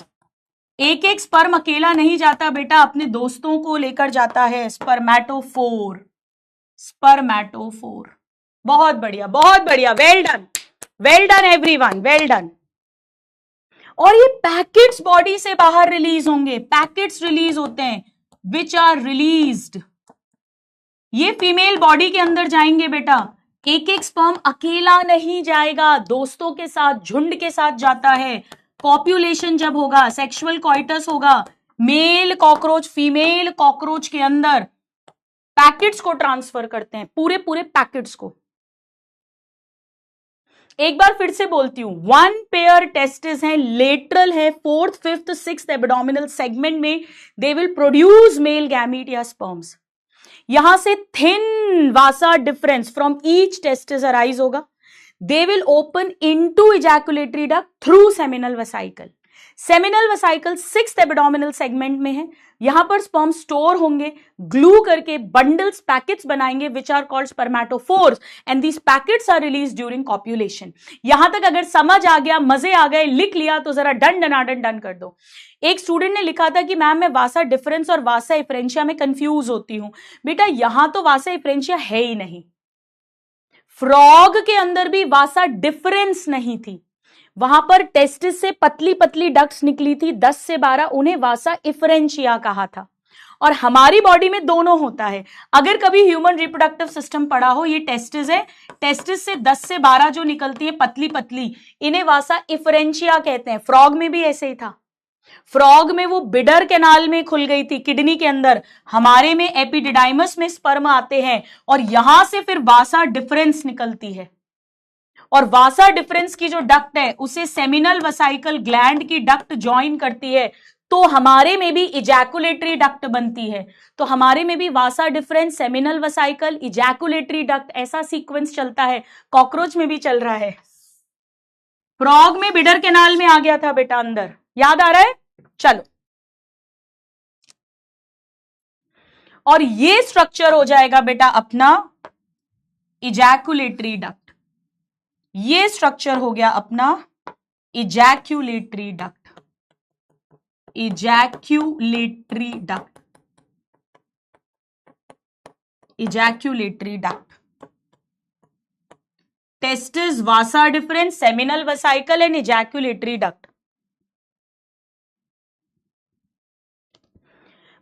पहले मेरी एक बात सुनो, स्पर्म बने टेस्टिस में, वासा डिफरेंस के पास आए, सेमिनल वसाइकल में स्टोर हुए, पैकेट्स, बंडल्स बनाए, इजैकुलेटरी डक्ट में आए, यहां से पैकेट बाहर निकलेगा। तो बेटा इस छेद को क्या मैं मेल गोनोपोर बोल सकती हूं? पोर मतलब छेद, गोनो मतलब gonad, sex organ, reproductive organ, उससे रिलेटेड शब्द आ गया।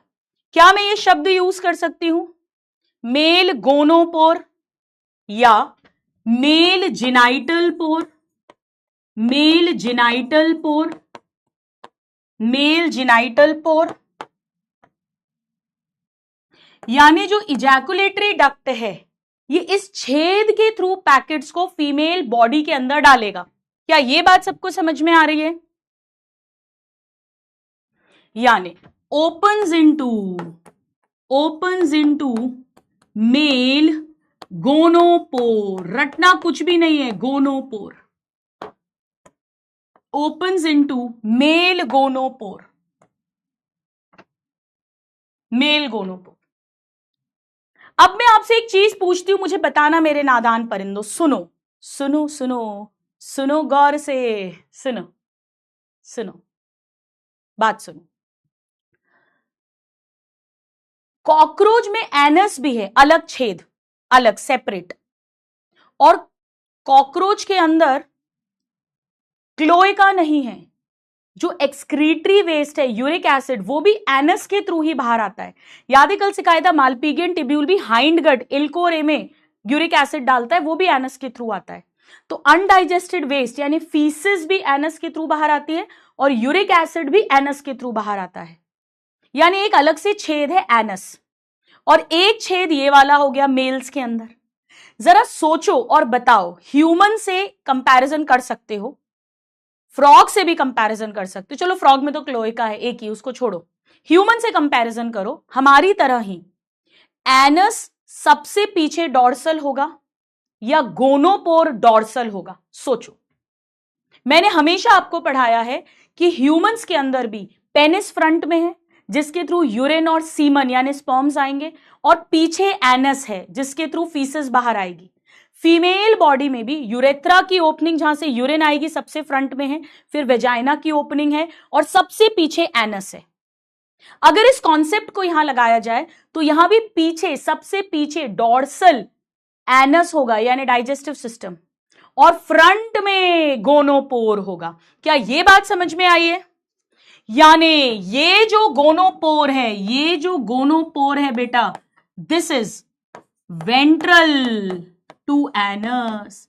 एक एक शब्द एनसीईआरटी का आपकी टिप्स पे करवा रही हूं, बट कॉन्सेप्ट के साथ, कॉन्सेप्ट के साथ। एनस डॉर्सल है, एनस पीछे है, पोस्टीरियर है, ये उसके आगे है, वेंट्रल टू एनस। मजे आ गए? एनस डॉर्सल है बेटा, एनस डॉर्सल है, एनस डॉर्सल है पीछे, और गोनोपोर एनस के फ्रंट में होगा।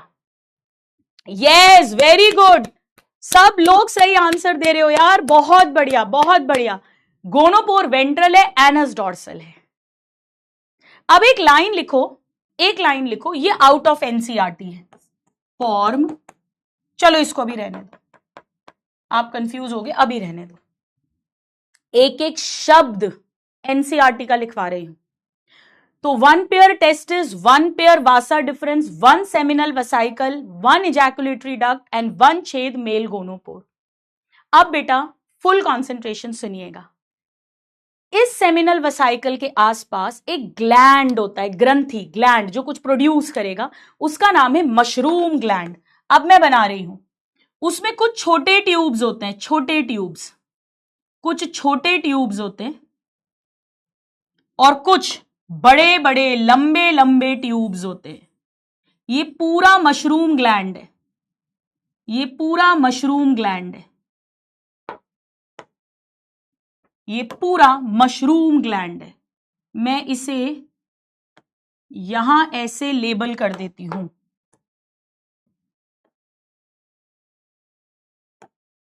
ठीक है, इसको फिफ्थ को यहां से हटा देती हूं, रुकिए, यहां कर देती हूं fifth. This is mushroom gland. अगर आपके पे जगह नहीं है, मैं बार बार कह रही हूं बेटा, सिर्फ लेबलिंग डायग्राम में कर लीजिए और अलग से पेज पे हेडिंग मशरूम ग्लैंड लिखकर थ्योरी लिख देना, मशरूम ग्लैंड।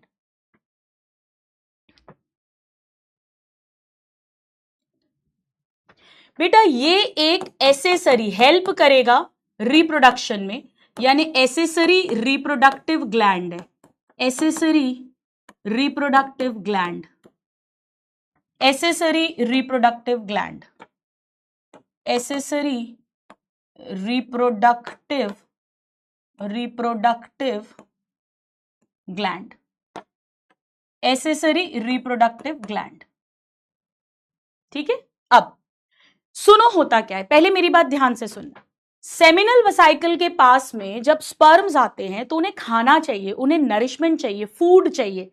तो ये जो मशरूम ग्लैंड के छोटे वाले ट्यूब्स हैं, ये खाना बनाते हैं, फूड बनाते हैं और इन स्पर्म्स को प्रोवाइड करते हैं। और सेमिनल वेसाइकल के अंदर इन्हें खाना मिलता है, ये चिपकते हैं और ये एक बंडल बनाते हैं, स्पर्मेटोफोर। बेटा इस बंडल को दूर जाना है, फीमेल बॉडी के अंदर जाना है, तो इसके चारों तरफ एक रक्षात्मक प्रोटेक्शन की लेयर बनाई जाती है। वो लेयर बनाने का जो मटेरियल है वो ये लंबे वाले ट्यूब्स जो है वो प्रोड्यूस करते हैं। तभी तो ग्लैंड है, कुछ सिक्रीट करेगा, प्रोड्यूस करेगा। तो छोटे वाले ट्यूब्स सबसे पहले स्पर्म्स को खाना देंगे, नरिश करेंगे, और लंबे वाले ट्यूब्स उस पैकेट के आसपास एक लेयर बना देंगे।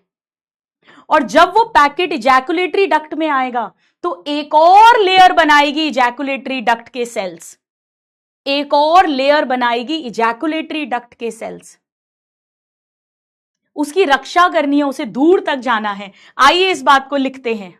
तो जो शॉर्टर या स्मॉलर, जो छोटे वाले ट्यूब्स हैं, छोटे वाले, वो तो स्पर्म्स को खाना खिला देंगे, they will nourish sperms, they nourish sperms.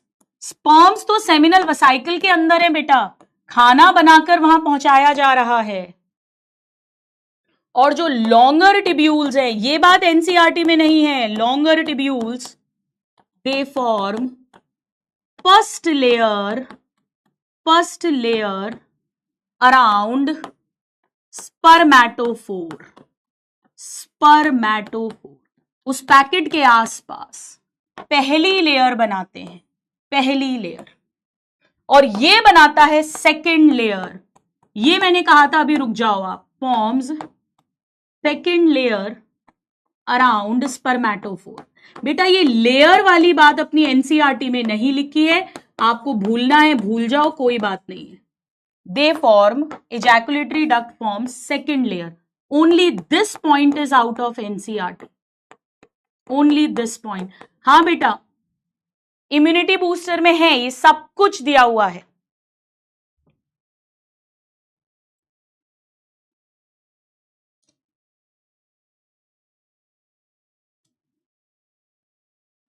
अब इसकी लोकेशन क्या है बेटा, इसकी लोकेशन देखो मेरे नादान परिंदों, इसकी लोकेशन देखो, मशरूम ग्लैंड की, रटना नहीं है, मशरूम ग्लैंड की लोकेशन आओ दिखाती हूं।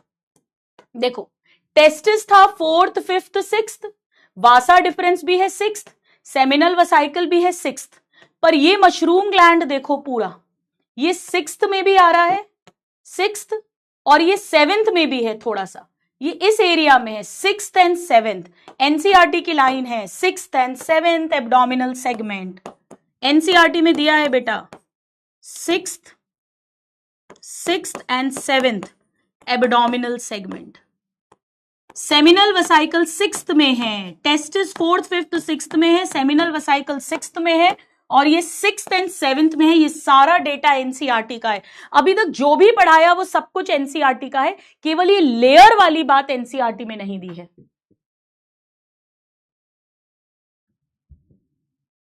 अब मेरे प्यारे नादान परिंदों, एक स्ट्रक्चर है जो एनसीईआरटी के डायग्राम में बना है पर उसका नामो निशान नहीं है थ्योरी के अंदर, पर डायग्राम में बना है, तो क्वेश्चन पूछा जा सकता है। ध्यान से सुनना मेरी बात।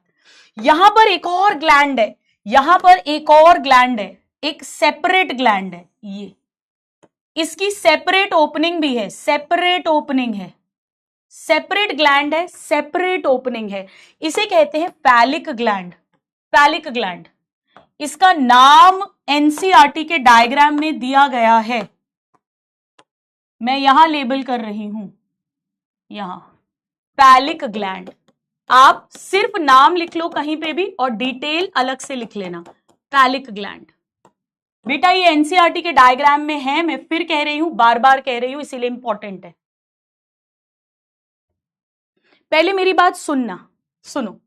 होता क्या है, जब स्पर्म सेमिनल वेसाइकल के अंदर है, यहां से खाना आ रहा है स्मॉल वाले से और पैकेट्स बन रहे हैं। पैकेट्स बनने के बाद ये लंबे वाले ट्यूब्स उस पैकेट के अराउंड एक लेयर बना देते हैं।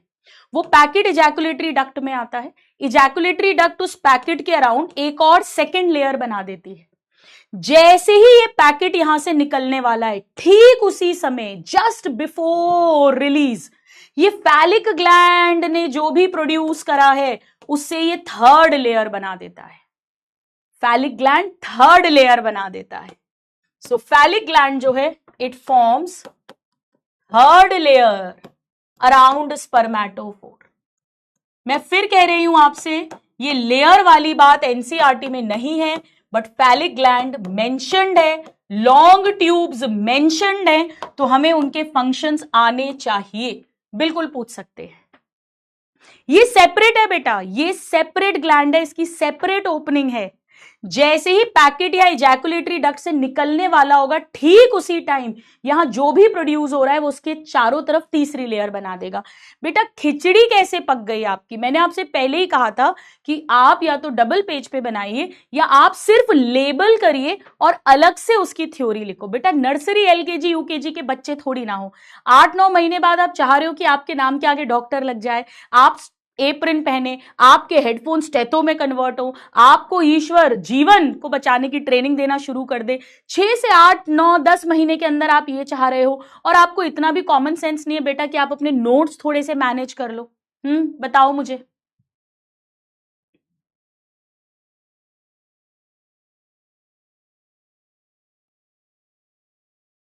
इसको कॉमन सेंस बोलते हैं, common sense, which is very uncommon in India and Indians.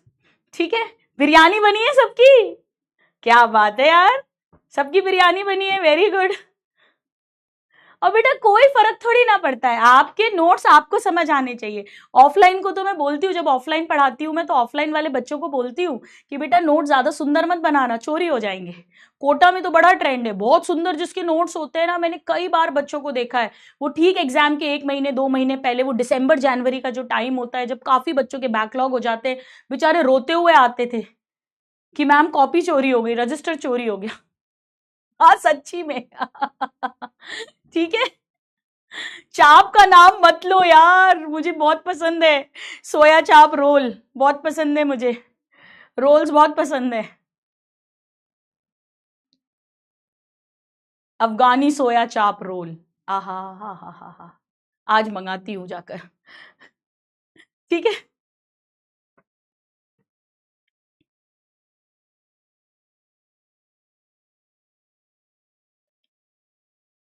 चलो एक बार आपको इतनी डांट लगाई है तो आपसे प्रेम से आपको एक बार फिर से बता देती हूं। जैसे ये बेटा सेमिनल वेसाइकल है, आप चाहो तो दूसरे पेज पे बना सकते हो।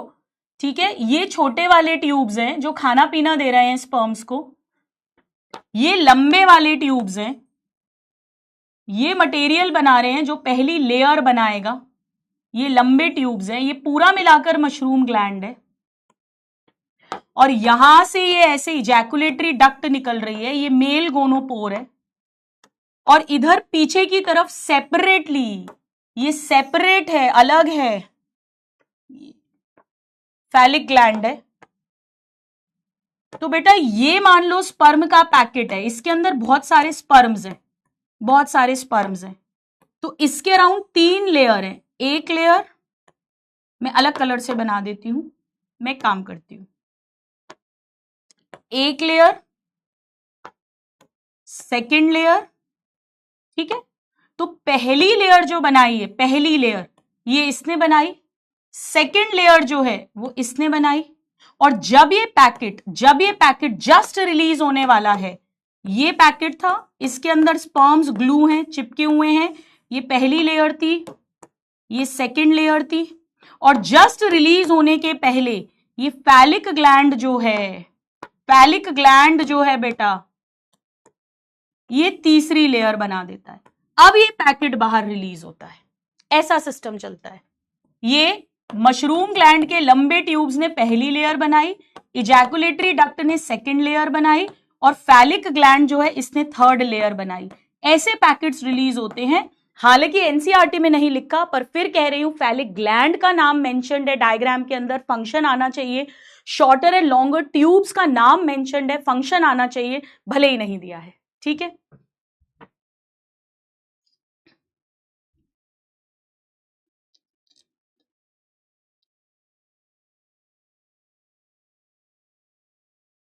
चल, अब मेरे प्यारे नादान परिंदों ध्यान से सुनो। अब हमें समझ आ गया कि स्पर्म पैकेट्स के फॉर्म में रिलीज होंगे और 3 लेयर्स होंगी। मेल कॉकरोच को फीमेल कॉकरोच के साथ ग्रिप बनानी पड़ेगी। तो जैसे ह्यूमंस में क्या होता है, ह्यूमंस में पेनिस जो है वो वेजाइना में इंसर्ट होता है, इंसेमिनेशन यानी सीमन रिलीज होता है फ्रॉम पेनिस इनटू वेजाइना, और उसमें स्पर्म्स आ जाते हैं। इस तरह से कॉप्यूलेशन होता है। यहां पर मेल कॉकरोच के पास कुछ काइटिन के स्ट्रक्चर्स हैं, उनकी हेल्प से वो फीमेल कॉकरोच पर ग्रिप बनाता है और इन पैकेट्स को फीमेल बॉडी में ट्रांसफर करेगा। कहां करेगा वो भी हम देखेंगे। उन सारे स्ट्रक्चर्स को टोटल कंबाइंड वे में फैलोमियर्स कहते हैं या गोनैपोफाइसिस कहते हैं। फैलोमियर या गोनैपोफाइसिस। एक left phallomere, right phallomere, ventral phallomere, titillator, pseudopenis, और उसी में एनल स्टाइल भी आता है जो मेल्स में मिलता है। चलिए आइए हम बनाते हैं। तो ये सपोज करो लेफ्ट फैलोमियर है, आओ बनाओ मेरे साथ लेफ्ट साइड का, लेफ्ट फैलोमियर। ये हो गया टिंटिलेटर। ये नाम दिए गए हैं, ये सब काइटिन के स्ट्रक्चर्स हैं बेटा, काइटिन के स्ट्रक्चर्स हैं। इनकी हेल्प से मेल कॉकरोच फीमेल कॉकरोच पर ग्रिप बनाता है। ये सूडोपेनिस है, सूडोपेनिस। यहां पर है राइट फैलोमियर, यहां पर है वेंट्रल फैलोमियर। ये सब नाम है, ये आने चाहिए बेटा, एनसीईआरटी के डायग्राम में दिए हुए हैं ये सारे नाम। ये है लेफ्ट साइड का फैलोमियर, तो ये हो गया right phallomere. As it is अगर ये डायग्राम आ गया तो लेबलिंग आनी चाहिए। ये हो गया वेंट्रल फैलोमियर, डॉर्सल नहीं होता कोई, क्योंकि सिस्टम पूरा फ्रंट में है, गोनोपोर भी फ्रंट में है, बैक साइड में तो एनस है। तो राइट, लेफ्ट, वेंट्रल, इसे कहते हैं टिंटिलेटर, इसे कहते हैं सूडोपेनिस। ये सब काइटिन के स्ट्रक्चर्स हैं बेटा जो कॉप्यूलेशन में हेल्प करेंगे, सूडोपेनिस। और यहीं पर बेटा एनल स्टाइल भी होगा, एनल स्टाइल। मैं दूसरे कलर से बना देती हूं। ये सपोज एनल स्टाइल है ना, इधर भी होगा ऐसे एनल स्टाइल। ये है एनल स्टाइल। तो राइट, लेफ्ट और वेंट्रल फैलोमियर हो गए, टिंटिलेटर, सूडोपेनिस एंड एनल स्टाइल। एनल सर्काई भी होगा बेटा, मैं बना नहीं रही हूं। एनल सर्काई तो होता ही है, मेल में भी फीमेल में भी। जल्दी से ड्रॉ कर लो एक बार।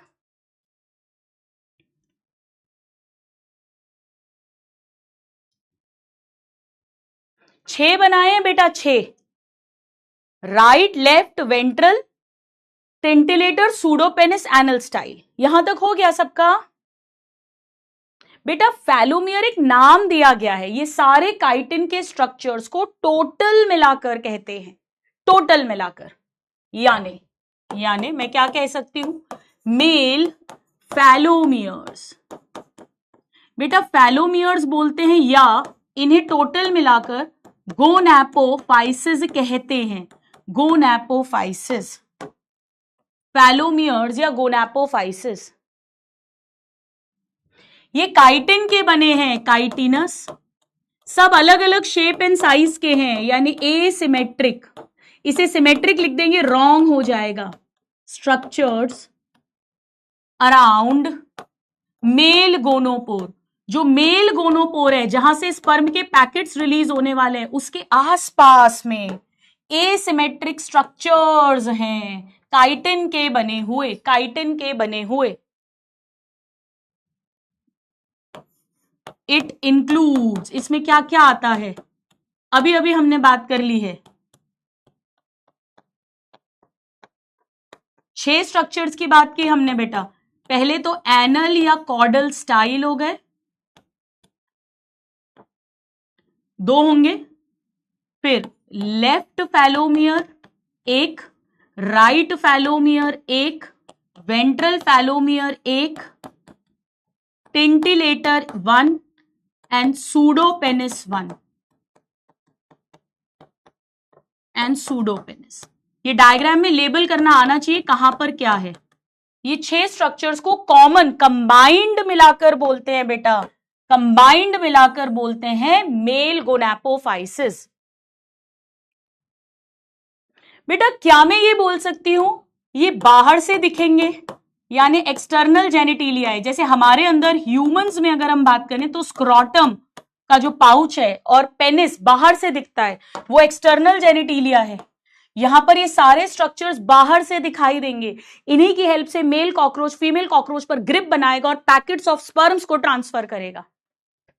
बेटा विशाल बता तो रही हूं इसका वर्क, वही तो वर्क बता रही हूं। इन सब स्ट्रक्चर्स की हेल्प से मेल कॉकरोच फीमेल कॉकरोच पर अटैच होगा, ग्रिप बनाएगा और अपने पैकेट्स को, स्पर्म को ट्रांसफर करेगा इनटू फीमेल बॉडी, क्योंकि फीमेल बॉडी के अंदर फर्टिलाइजेशन होना है, जो भी हम सीखेंगे। बेटा टेंटिलेटर ऐसा बना रहता है, ऐसा, और सूडोपेनिस ऐसा बनता है, सूडोपेनिस। अभी डायग्राम में दिखाती हूं आपको एनसीईआरटी के, एक बार लिख लो, डन डन डन डन कर लो।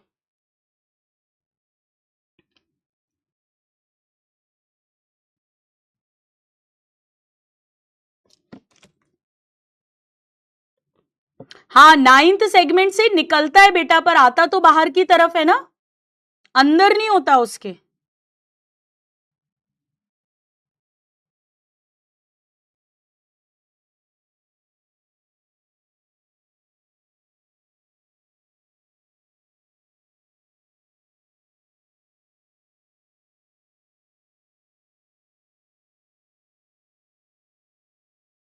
ठीक है, चलिए आपको एक बार डायग्राम दिखाती हूं मैं, एक बार डायग्राम दिखाती हूं एक्सप्लेन करने के लिए। चलो आपका फुल कंसंट्रेशन चाहिए नादान परिंदों। मेल सिस्टम देख रहे हैं, ये देखो 4th 5th और 6th में ये पूरा टेस्टिस है, ये 2 टेस्टिस है। फिर से रिवाइज कर रही हूं, 4th 5th 6th abdominal segment में 1 पेयर है, लेटरल साइड्स में स्पर्म्स या मेल गैमीट प्रोड्यूस करते हैं। मेरे साथ साथ लर्न करो। ये निकल रही है बेटा वासा डिफरेंस, 1 पेयर है, थिन है, फ्रॉम ईच टेस्टिस है, फ्रॉम ईच टेस्टिस है। ठीक है, तो ये रही वासा डिफरेंस, 2 होंगी। अब यहां अंदर सेंटर में 6th सेगमेंट में सेमिनल वेसाइकल है, जहां पर स्पर्म स्टोर होंगे, ग्लू करेंगे, पैकेट्स बनाएंगे, उन बंडल्स को स्पर्मेटोफोर्स कहेंगे।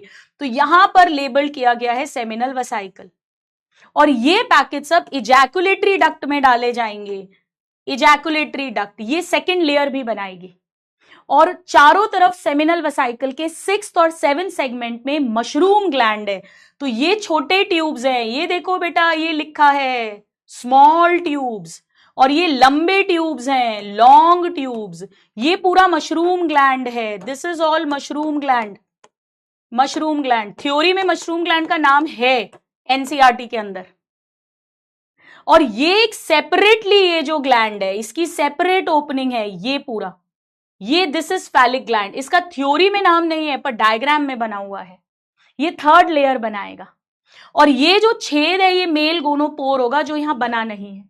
अब यहां देखो बेटा, ये जो है ये स्ट्रक्चर, ये पूरा, ये वाला तो सूडोपेनिस है, ये दिस इज सूडोपेनिस। ये जो ऐसा बना, ऐसा, ये टिंटिलेटर है। इधर पर ये वाला लेफ्ट फैलोमियर है, यहां पर ये राइट फैलोमियर है।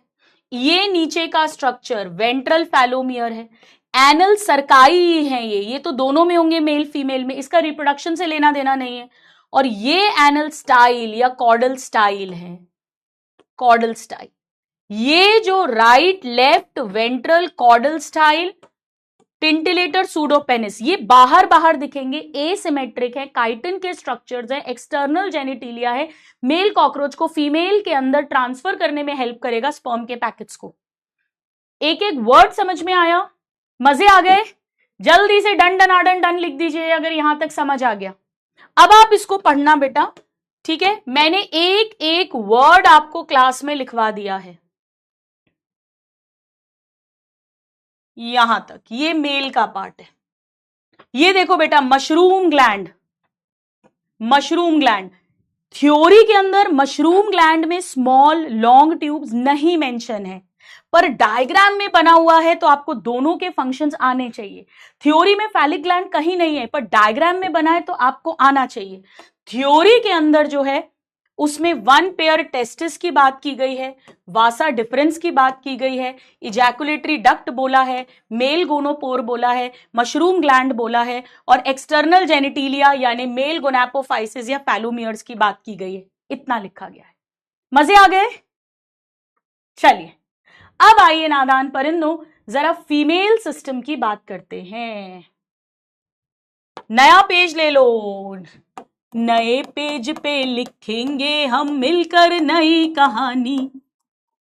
हम यकीनियन, हम फ्यूचर डॉक्टर्स। ये लो जी, female reproductive system in cockroach. कुछ स्टूडेंट्स लिख रहे हैं कि हमने लेट ज्वाइन किया है तो बैकलॉग कैसे क्लियर करें।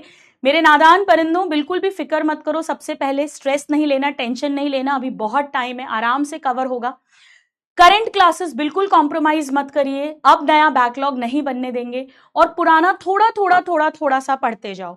मैं समरी लेक्चर और पॉडकास्ट डलवा दूंगी। अगर आपने पहले पढ़ा हुआ है तो आप समरी लेक्चर से भी आराम से सब कुछ समझ में आ जाएगा, मैं इसी तरह से पढ़ाती हूँ।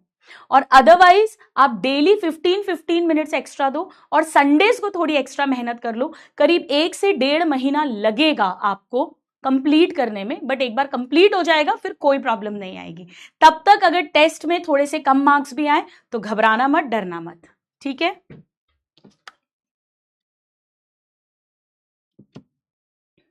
चलिए आइए बेटा, अब फीमेल रिप्रोडक्टिव सिस्टम भी एब्डोमेन के अंदर है, एब्डोमेन में, बट ओवरीज जो है वो 2nd से 6th सेगमेंट के बीच में है।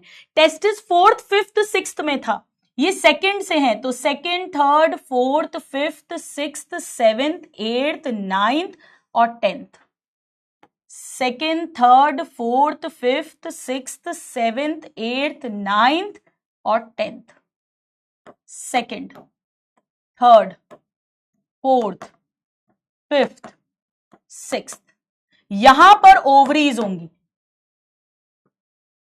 वही 2 ओवरीज होंगी, लेटरल होंगी, 2nd से 6th एब्डोमिनल सेगमेंट्स के बीच में होंगी। यहां पर फीमेल गैमीट फॉर्म होगा, female gamete, ovaries, female gamete. आइए लिखते हैं, बिल्कुल ओवरी टेस्टिस की तरह सारी बातें मैं लिख देती हूं।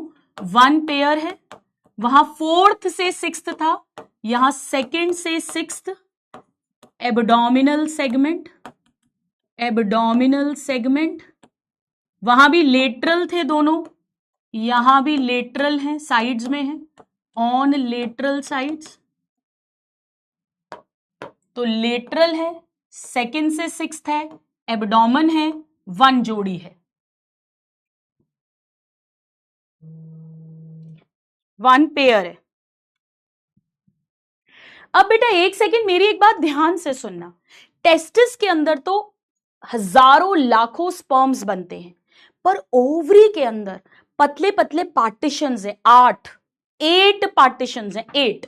मैं आपको 4 बना रही हूं अभी, 1 2 3 4, एक्चुअली 4 इधर है, 4 पीछे हैं, यानी एक ओवरी के अंदर 8 पार्टीशंस हैं, 8 कंपार्टमेंट्स हैं, ऐसा समझ लो। हर कंपार्टमेंट में एक एक फीमेल गैमीट बनता है। बेटा इस कंपार्टमेंट को ओवारियोल कहते हैं। क्या कहते हैं? ओवारियोल। तो 8 कंपार्टमेंट्स हैं, 8 ओवारियोल्स हैं, और हर के अंदर एक ओवा डेवलप होगा, फीमेल गैमीट। तो चैट में लिखकर भेजो, एक बार में एट अ टाइम एक फीमेल कॉकरोच मैक्सिमम कितने फीमेल गैमीट प्रोड्यूस कर सकती है? बताइए, बताइए बेटा। मैंने आपसे क्या कहा? मैं यहां लिखती हूं, मैंने कहा each ovary contains 8 ovarian tubules या ओवारियोल्स, ओवारियोल्स। ये 16 वेरी गुड बेटा, very good. Containing a chain of developing ova, developing ova, ova मतलब फीमेल गैमीट, फीमेल गैमीट। तो 1 ओवरी के अंदर 8 ओवारियोल्स हैं और उन्हीं में ओवा डेवलप हो रहा है। तो 2 ओवरी में एट अ टाइम मैक्सिमम 16 ओवारियोल्स हो गए, जिनमें 16 ओवा डेवलप होंगे। Yes, very good.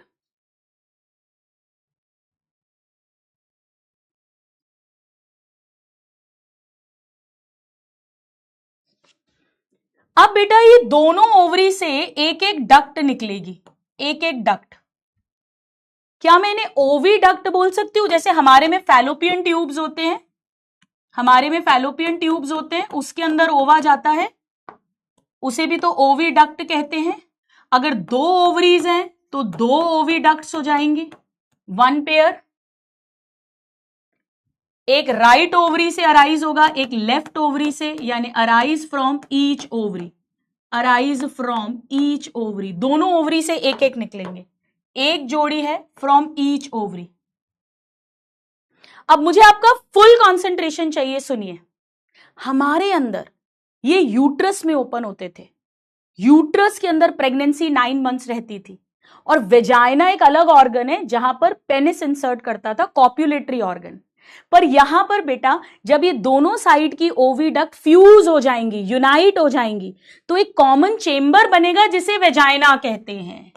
ये बन गया vagina, this is vagina, this is called vagina. ये जो स्ट्रक्चर बनाया मैंने, दोनों साइड की राइट और लेफ्ट ओविडक्ट यूनाइट हो गई, फ्यूज हो गई, तो जो कॉमन चेंबर बना एक सिंगल, उसे वेजाइना कहते हैं।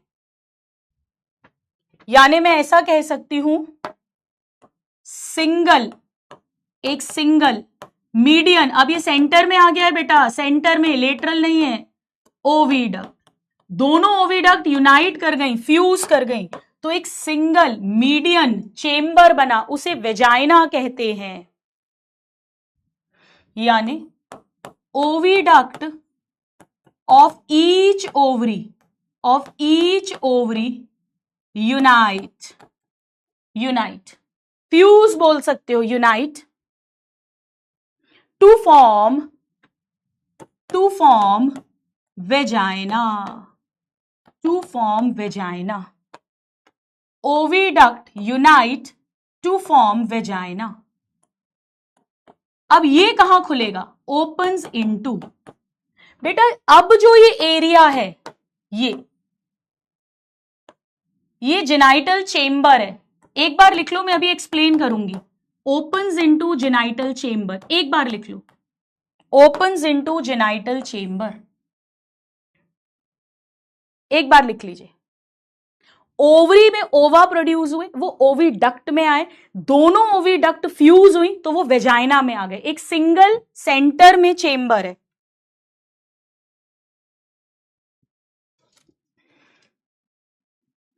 बेटा ये जो छेद है ना, ये जो छेद है, ये छेद, ये इस छेद को बोलते हैं फीमेल गोनोपोर। मेरी बात बहुत ध्यान से सुनना मेरे नादान परिंदों, मजे आ जाएंगे, आनंद आ जाएगा, समझ समझ के चीजों को करिए। मेल्स के अंदर यहां इजैकुलेटरी डक्ट एंड हुई थी, यहां छेद था जहां से स्पर्म बाहर निकल रहे थे, पैकेट्स बाहर निकल रहे थे। लेकिन यहां पर ओवा इस वेजाइना से यहां आ रहा है, यहां फर्टिलाइजेशन हो जाएगा, जाइगोट बनेगा, एम्ब्रियो बनेगा, वो बाहर जाएगा। पर ओवा कहां से बाहर आ रहे हैं, इस छेद से। स्पर्म यहां से बाहर आ रहे थे तो सबसे लास्ट में मेल गोनोपोर बनाया था, पर यहां से ओवा बाहर आएंगे, नीचे आएंगे यहां इस चेंबर में, तो इसे फीमेल गोनोपोर बोलते हैं। और मेरे प्यारे नादान परिंदों, यहां पर इस लेवल पर दो स्ट्रक्चर्स होते हैं, बड़ा ध्यान से सुनना। एक अभी दिख रहा है, एक पीछे है, एक फ्रंट में और एक पीछे, यानी दो। इन्हें बोलते हैं स्पर्माथीका।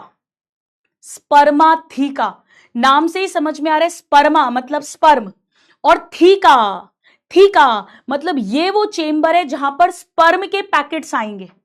तो जो मेल कॉकरोच है वो जब फीमेल कॉकरोच के साथ कॉप्युलेशन करेगा तो उसके जितने भी स्पर्म के पैकेट्स हैं वो इस स्पर्माथीका में आ जाएंगे।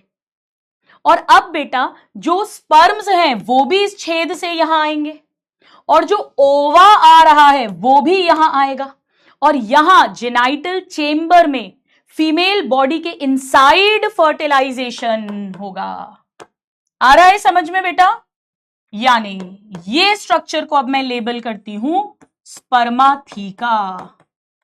स्पर्माथीका। फ्रॉग के अंदर मेल फीमेल गैमीट्स दोनों वाटर में रिलीज हुए थे, एक्सटर्नल फर्टिलाइजेशन था। अभी मैंने लिखवाया था जब रिप्रोडक्टिव सिस्टम स्टार्ट करा था कि यहां इंटरनल फर्टिलाइजेशन है फीमेल बॉडी के अंदर, जेनाइटल चेंबर के अंदर, वही आपको एक्सप्लेन कर रही हूं।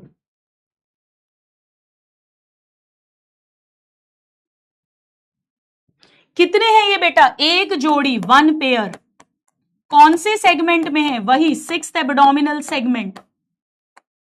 6th एब्डोमिनल सेगमेंट बेटा, जहां ओवरी एंड हो रही है ऑलमोस्ट उसी लेवल पर ओविडक्ट है, वेजाइना है और स्पर्माथीका है। तो 1 पेयर है, 6th एब्डोमिनल सेगमेंट में है, ओपन्स इनटू, ये भी कहां खुल रहे हैं बेटा? जेनाइटल चेंबर में।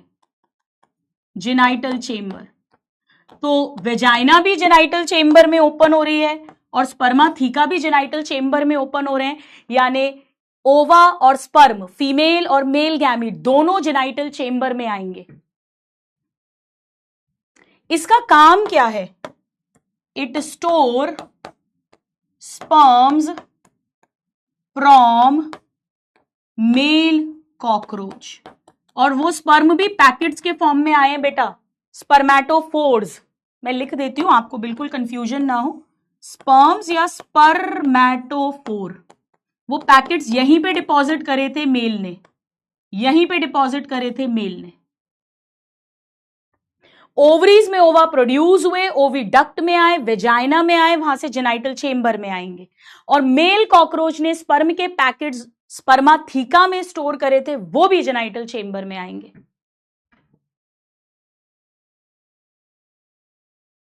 हो जाए तो जरा डन लिख देना, डन डना डन डन।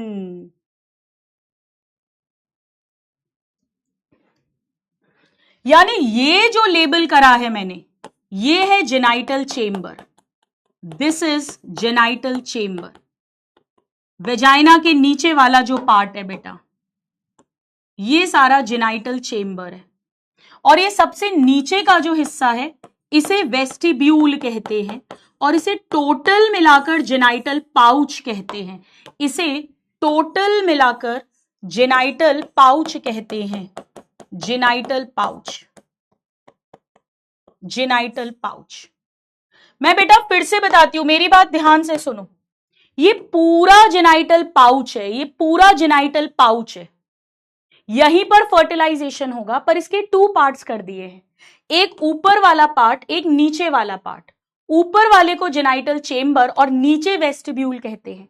तो और अच्छा बोलना है तो चेम्बर के अंदर स्पर्म आएगा, एग आएगा, फर्टिलाइजेशन होगा यानी जाइगोट बनेगा। तो फर्टिलाइजेशन जेनाइटल पाउच में होता है, और अच्छा बोलना है तो जेनाइटल चेम्बर में होता है। लिख लिया यहां तक?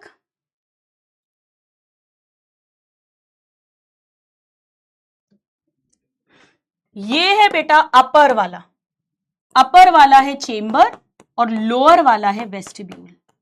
अब मुझे आपका फुल कंसंट्रेशन चाहिए, आनंद आ जाएगा, मजे आ जाएंगे।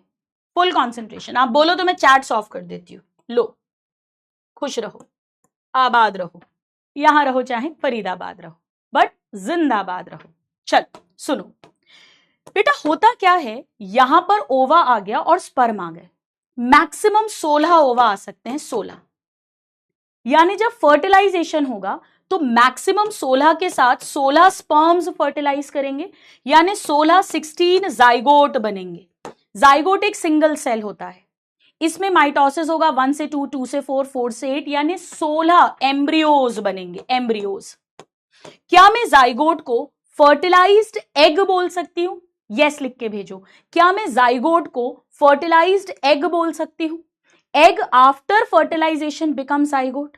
बेटा मैक्सिमम 16 फर्टिलाइज्ड एग्स हो सकते हैं। होता क्या है, ध्यान से समझना, बहुत इजी है।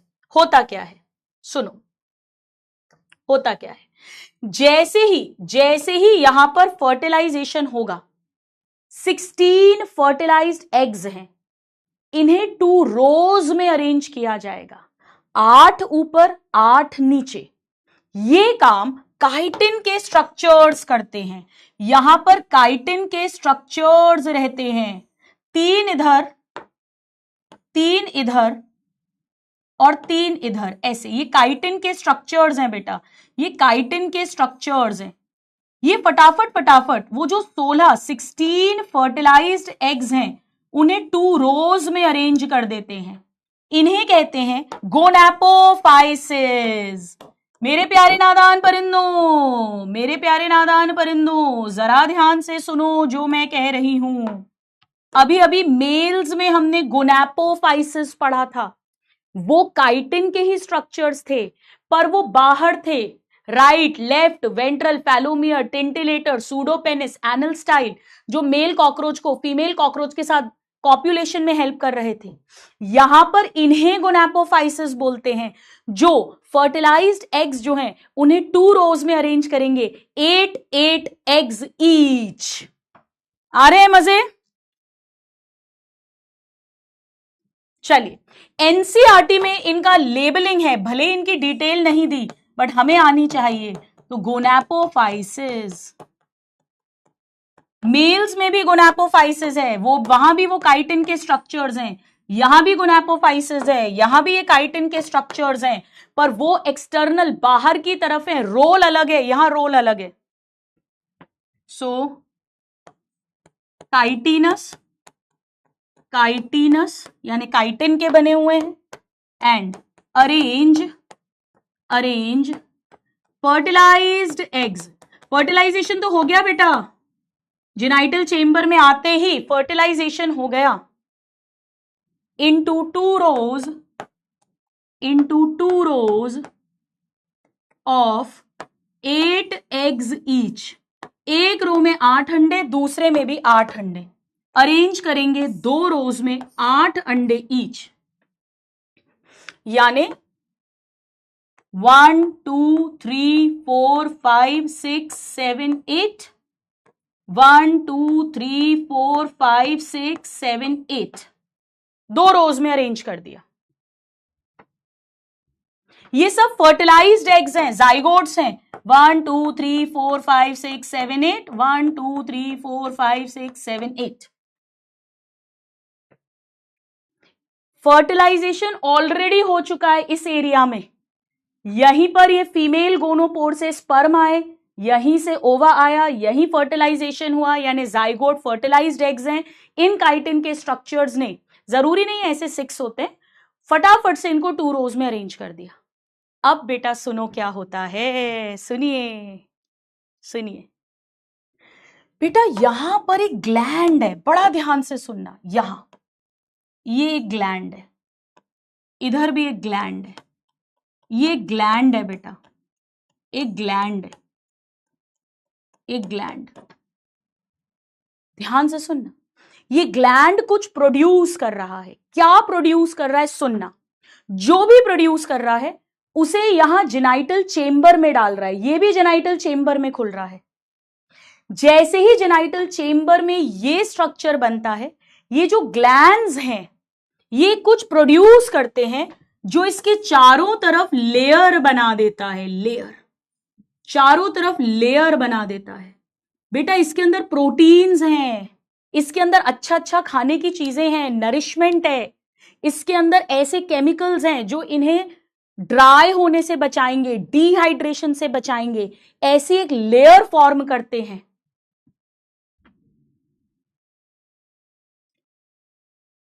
इन्हें कहते हैं कोलैटेरियल ग्लैंड्स। इन्हें कहते हैं, they are called collaterial gland.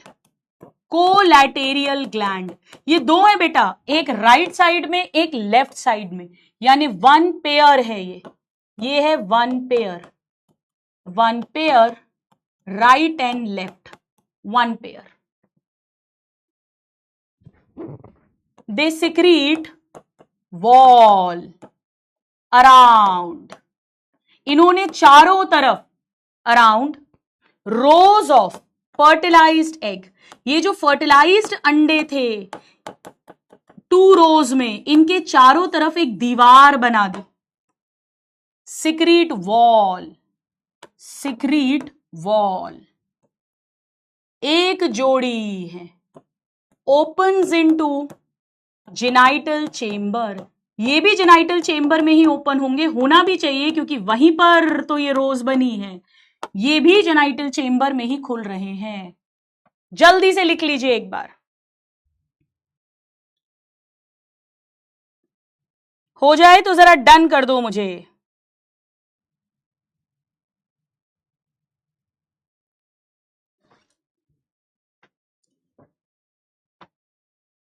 मैंने क्या सिखाया बेटा, मैं फिर से बताती हूं।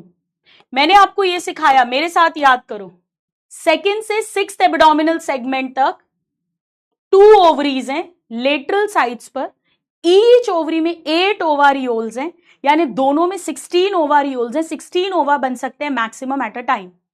यहां से 2 ओविडक्ट्स अराइज हो रहे हैं, और ये सिंगल मीडियन कॉमन ओविडक्ट जो बन रहा है इसे वेजाइना कहते हैं। वेजाइना ओपन होगा जेनाइटल चेंबर में और ओवा यहां डाल दिए जाएंगे। 6th एब्डोमिनल सेगमेंट में ही एक जोड़ी यानी 1 पेयर स्पर्माथीका है जो स्पर्म के पैकेट्स को स्टोर करेंगे, और ये भी ओपन होंगे इनटू जेनाइटल चेंबर। और जेनाइटल चेंबर जो है इधर पे ही फर्टिलाइजेशन होके जाइगोट बन जाएंगे, मैक्सिमम 16। और ये जो काइटिन के स्ट्रक्चर्स हैं गोनापोफाइसिस, ये फटाफट से 2 rows of 8 eggs fertilised each में अरेंज कर देंगे। और ये जो कोलैटेरियल ग्लैंड्स हैं ये अपना मटेरियल इसी जेनाइटल चेंबर में डालेंगे और इसके अराउंड एक वॉल बना देंगे। आ रहा है समझ बेटा? कॉकरोच का रिप्रोडक्टिव सिस्टम अच्छे अच्छे स्टूडेंट्स को नहीं आता है, इसलिए ध्यान से समझना। अब क्या होगा, अब क्या होगा बेटा, ये जो स्ट्रक्चर बन गया है ना, ये थोड़ा नीचे बना देती हूं मैं। ये नीचे आ गया, ये स्ट्रक्चर यहां बना है, ये स्ट्रक्चर यहां बना है जेनाइटल चेंबर में। अब ये नीचे आ गया इधर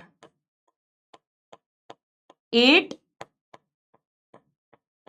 8, और ये थी इसके चारों तरफ दीवार। बेटा ये जो स्ट्रक्चर बना है इसे कहते हैं ऊथिका। ऊथिका, ऊ ऊ, क्योंकि इसके अंदर फर्टिलाइज्ड एग्स हैं। ऊ ओवम से आया है। ओवम भी कौन सा, गैमीट नहीं, फ्यूज्ड हो चुका है, फर्टिलाइज्ड हो चुका है। और थीका, इसके चारों तरफ लेयर है, कवरिंग है, खाना पीना, डिहाइड्रेशन से बचाना, इस तरह की दीवार बन चुकी है। इसे कहते हैं ऊथिका, ऊथिका। बिल्कुल इजी लग रहा है। दीपदास, मजे से पढ़ो बेटा, आनंद से पढ़ो, बहुत मजे आएंगे।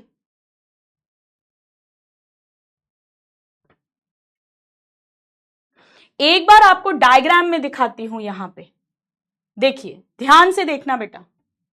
फीमेल रिप्रोडक्टिव सिस्टम का डायग्राम, फीमेल का, ये ओवरी है, सेकंड से लेके 6th एब्डोमिनल सेगमेंट तक ये 2 ओवरीज हैं। ये ओविडक्ट है, 2, 1 फ्रॉम ईच ओवरी। और ये जब कॉमन हो गई, सिंगल, कॉमन, मीडियन, चेंबर, इसे कहेंगे vagina. Common oviduct is equal to vagina. और 6th सेगमेंट के लेवल पर ही 2 स्पर्माथीका होंगे, 1 पेयर 6th एब्डोमिनल सेगमेंट में, जहां स्पर्म के पैकेट स्टोर हैं। अब स्पर्म्स और ओवा दोनों इस एरिया में आ जाएंगे, ऊपर वाले में, जिसे कहेंगे जेनाइटल चेंबर। यहीं पर फर्टिलाइजेशन होगा। और जैसे ही फर्टिलाइज्ड एग्स बनेंगे, ये जो काइटिन के स्ट्रक्चर्स हैं, गोनापोफाइसिस हैं, ये इन्हें 2 रोज में अरेंज कर देंगे। और इनके चारों तरफ यहां पर ये जो कोलैटेरियल ग्लैंड्स दिख रहे हैं राइट और लेफ्ट, ये भी जेनाइटल चेंबर में ही सब कुछ ओपन हो रहा है, वो एक लेयर बना देंगे, यानी ऊथिका फॉर्म हो गई, जिसके अंदर 8 के 2 रोज यानी 16 फर्टिलाइज्ड एग्स हैं। अब वो ऊथिका नीचे वाले पार्ट में आएगी, जिसे वेस्टिब्यूल कहते हैं या वेस्टिबुलम। टोटल मिलाकर इसे जेनाइटल पाउच कहते हैं। इस फीमेल छेद के बाद, गोनोपोर के बाद जो भी स्ट्रक्चर है, ये पूरा जेनाइटल पाउच है। यहां पर ऊथिका आ गई। अच्छे से समझ आया? अब इस ऊथिका का क्या होता है वो नेक्स्ट क्लास में बताऊंगी, और ढेर सारे क्वेश्चंस भी हम करेंगे, but that all in the next class. वो सब कुछ हम नेक्स्ट क्लास में पढ़ेंगे, ठीक है? आराम से पढ़ना। देखो, अगर पहले ही नेगेटिव हो जाओगे आप, तो फिर काम नहीं चलेगा। फिर कैसे काम चलेगा बताओ मुझे? मैं भी होमवर्क तो यहां लिख ही दूंगी। जिसका बैकलॉग है बेटा, वो अपना बैकलॉग क्लियर करना संडे को अच्छे से। जिसका बैकलॉग नहीं है वो रिवीजन करना। मैं आज इवनिंग तक आपका summary lecture, podcast lecture, PYQ lecture डलवा दूंगी। अभी कंप्लीट नहीं हुआ है, कॉकरोच का थोड़ा सा पार्ट बचा है। ऊथिका का क्या काम है, कैसे निम्फ बनेगा, कैसे अडल्ट बनेगा, वो थोड़ा सा पार्ट बचा है, वो हम नेक्स्ट क्लास में करेंगे। और बहुत सारे क्वेश्चंस करेंगे, तब जाकर मैं इस चैप्टर को कंप्लीट करूंगी। बहुत हाई लेवल के भी क्वेश्चंस करवाऊंगी, लो से हाई लेवल के। तो जो हमारी नेक्स्ट क्लास होगी नेक्स्ट वेडनेसडे को, तब तक जितने पुराने स्टूडेंट्स हैं वो एक बार सब कुछ रिवाइज करके आना बेटा। संडे को समरी लेक्चर, पीवाईक्यू लेक्चर करना, मंडे ट्यूसडे को आराम से पॉडकास्ट से रिवीजन करना। घबराना नहीं, कोशिश करना जितना रिवाइज करके आ सको, क्योंकि वेडनेसडे को हम ढेर सारे क्वेश्चंस करेंगे, फिर थर्सडे से हम नया चैप्टर स्टार्ट करेंगे। ठीक है, मजे आ गए? हाँ, वेडनेसडे, थर्सडे, फ्राइडे 3 दिन ही तो होती है अपनी क्लास।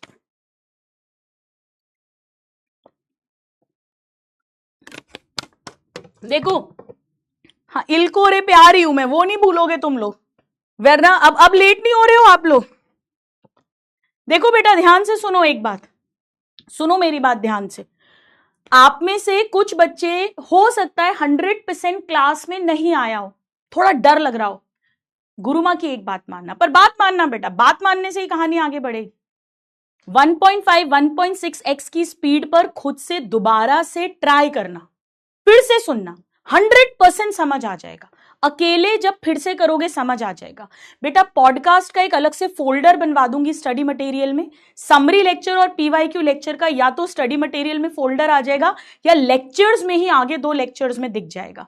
ये तीनों चीजें आपको मिल जाएंगी, ये आपको बहुत हेल्प करेंगी बार बार रिवाइज करने में, ठीक है? बहुत ज्यादा हेल्प करेंगी।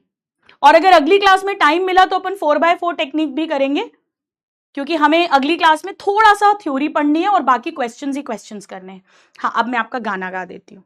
देखो, मैं भी मेरा होमवर्क करके आती हूँ, मैं ऐसे ही आपको थोड़ी ना बोलती हूँ, मैं भी मेरा होमवर्क करके आती हूँ। मैंने आपसे कल कहा था कि मैं होमवर्क करके आऊंगी, मैं आई हूं अपना होमवर्क करके, ये रहा।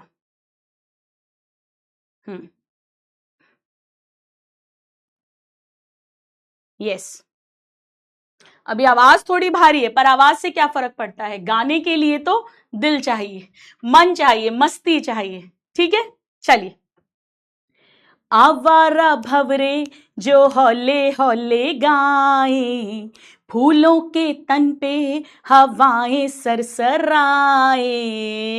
आवारा भवरे जो हौले हौले गाए, फूलों के तन पे हवाएं सरसराए। कोयल की कुहू कुहू, पपिए की पीहू पीहू, जंगल में झींग की झाए झाए। नदियों में लहरें आए, बल खाए छलकी जाए, भीगे होठों से वो गुनगुनाए। गाता है साहिल, गाता है बहता पानी, गाता है ये दिल, सुन सारे गामा बाधा नी सर रे। इल्को रे हिलको रे, इल्को रे इल्को रे। चलिए। भीगे परिंदे को खुद को सुखाने को, पर फड़फड़ाते हैं सुनो। गाय भी बैल भी घंटी नहीं, गाय भी बैल भी गले में पड़ी, घंटी बजाते हैं सुनो। संगीत है ये, संगीत है, संगीत है ये, संगीत है, जीवन संगीत सुनो। बरखा बरखा रानी बूंदों की पायल जो झनकाए, धरती का गीत सुनो। हिलको रे हिलको रे, हिलको रे हिलको रे, मंगला रे चोरी चोरी भैया। हिलको रे हिलको रे, हिलको रे हिलको रे, मंगला रे चोरी चोरी भैया। आवारा भवरे जो हौले हौले गाए, फूलों के तन पे हवाएं सरसराए। कोयल की कुहू कुहू, पपिए की पीहू पीहू, जंगल में झींग की झाए झाए। नदियों में लहरें आए, बल खाए छलकी जाए, भीगे होठों से वो गुनगुनाए। गाता है साहिल, गाता है बहता पानी, गाता है ये दिल, सुन सारे गामा बाधा नी सर रे। इल्को रे इल्को रे, इल्को रे इल्को रे। All the love to all my नादान परिंदों। आपके 2 मिनट लगेंगे, जरूर जरूर जरूर बताना क्लास कैसी लगी, मजे आ रहे हैं पढ़ने में। आपके डाउट्स भी भेजना, मैं संडे तक सबको आंसर कर दूंगी ऐप पर, और प्यारे प्यारे कमेंट्स भी भेजना कि क्लास कैसी लग रही है, मैं सब पढ़ूंगी। Bye everybody, take care, lots of love, thank you so much.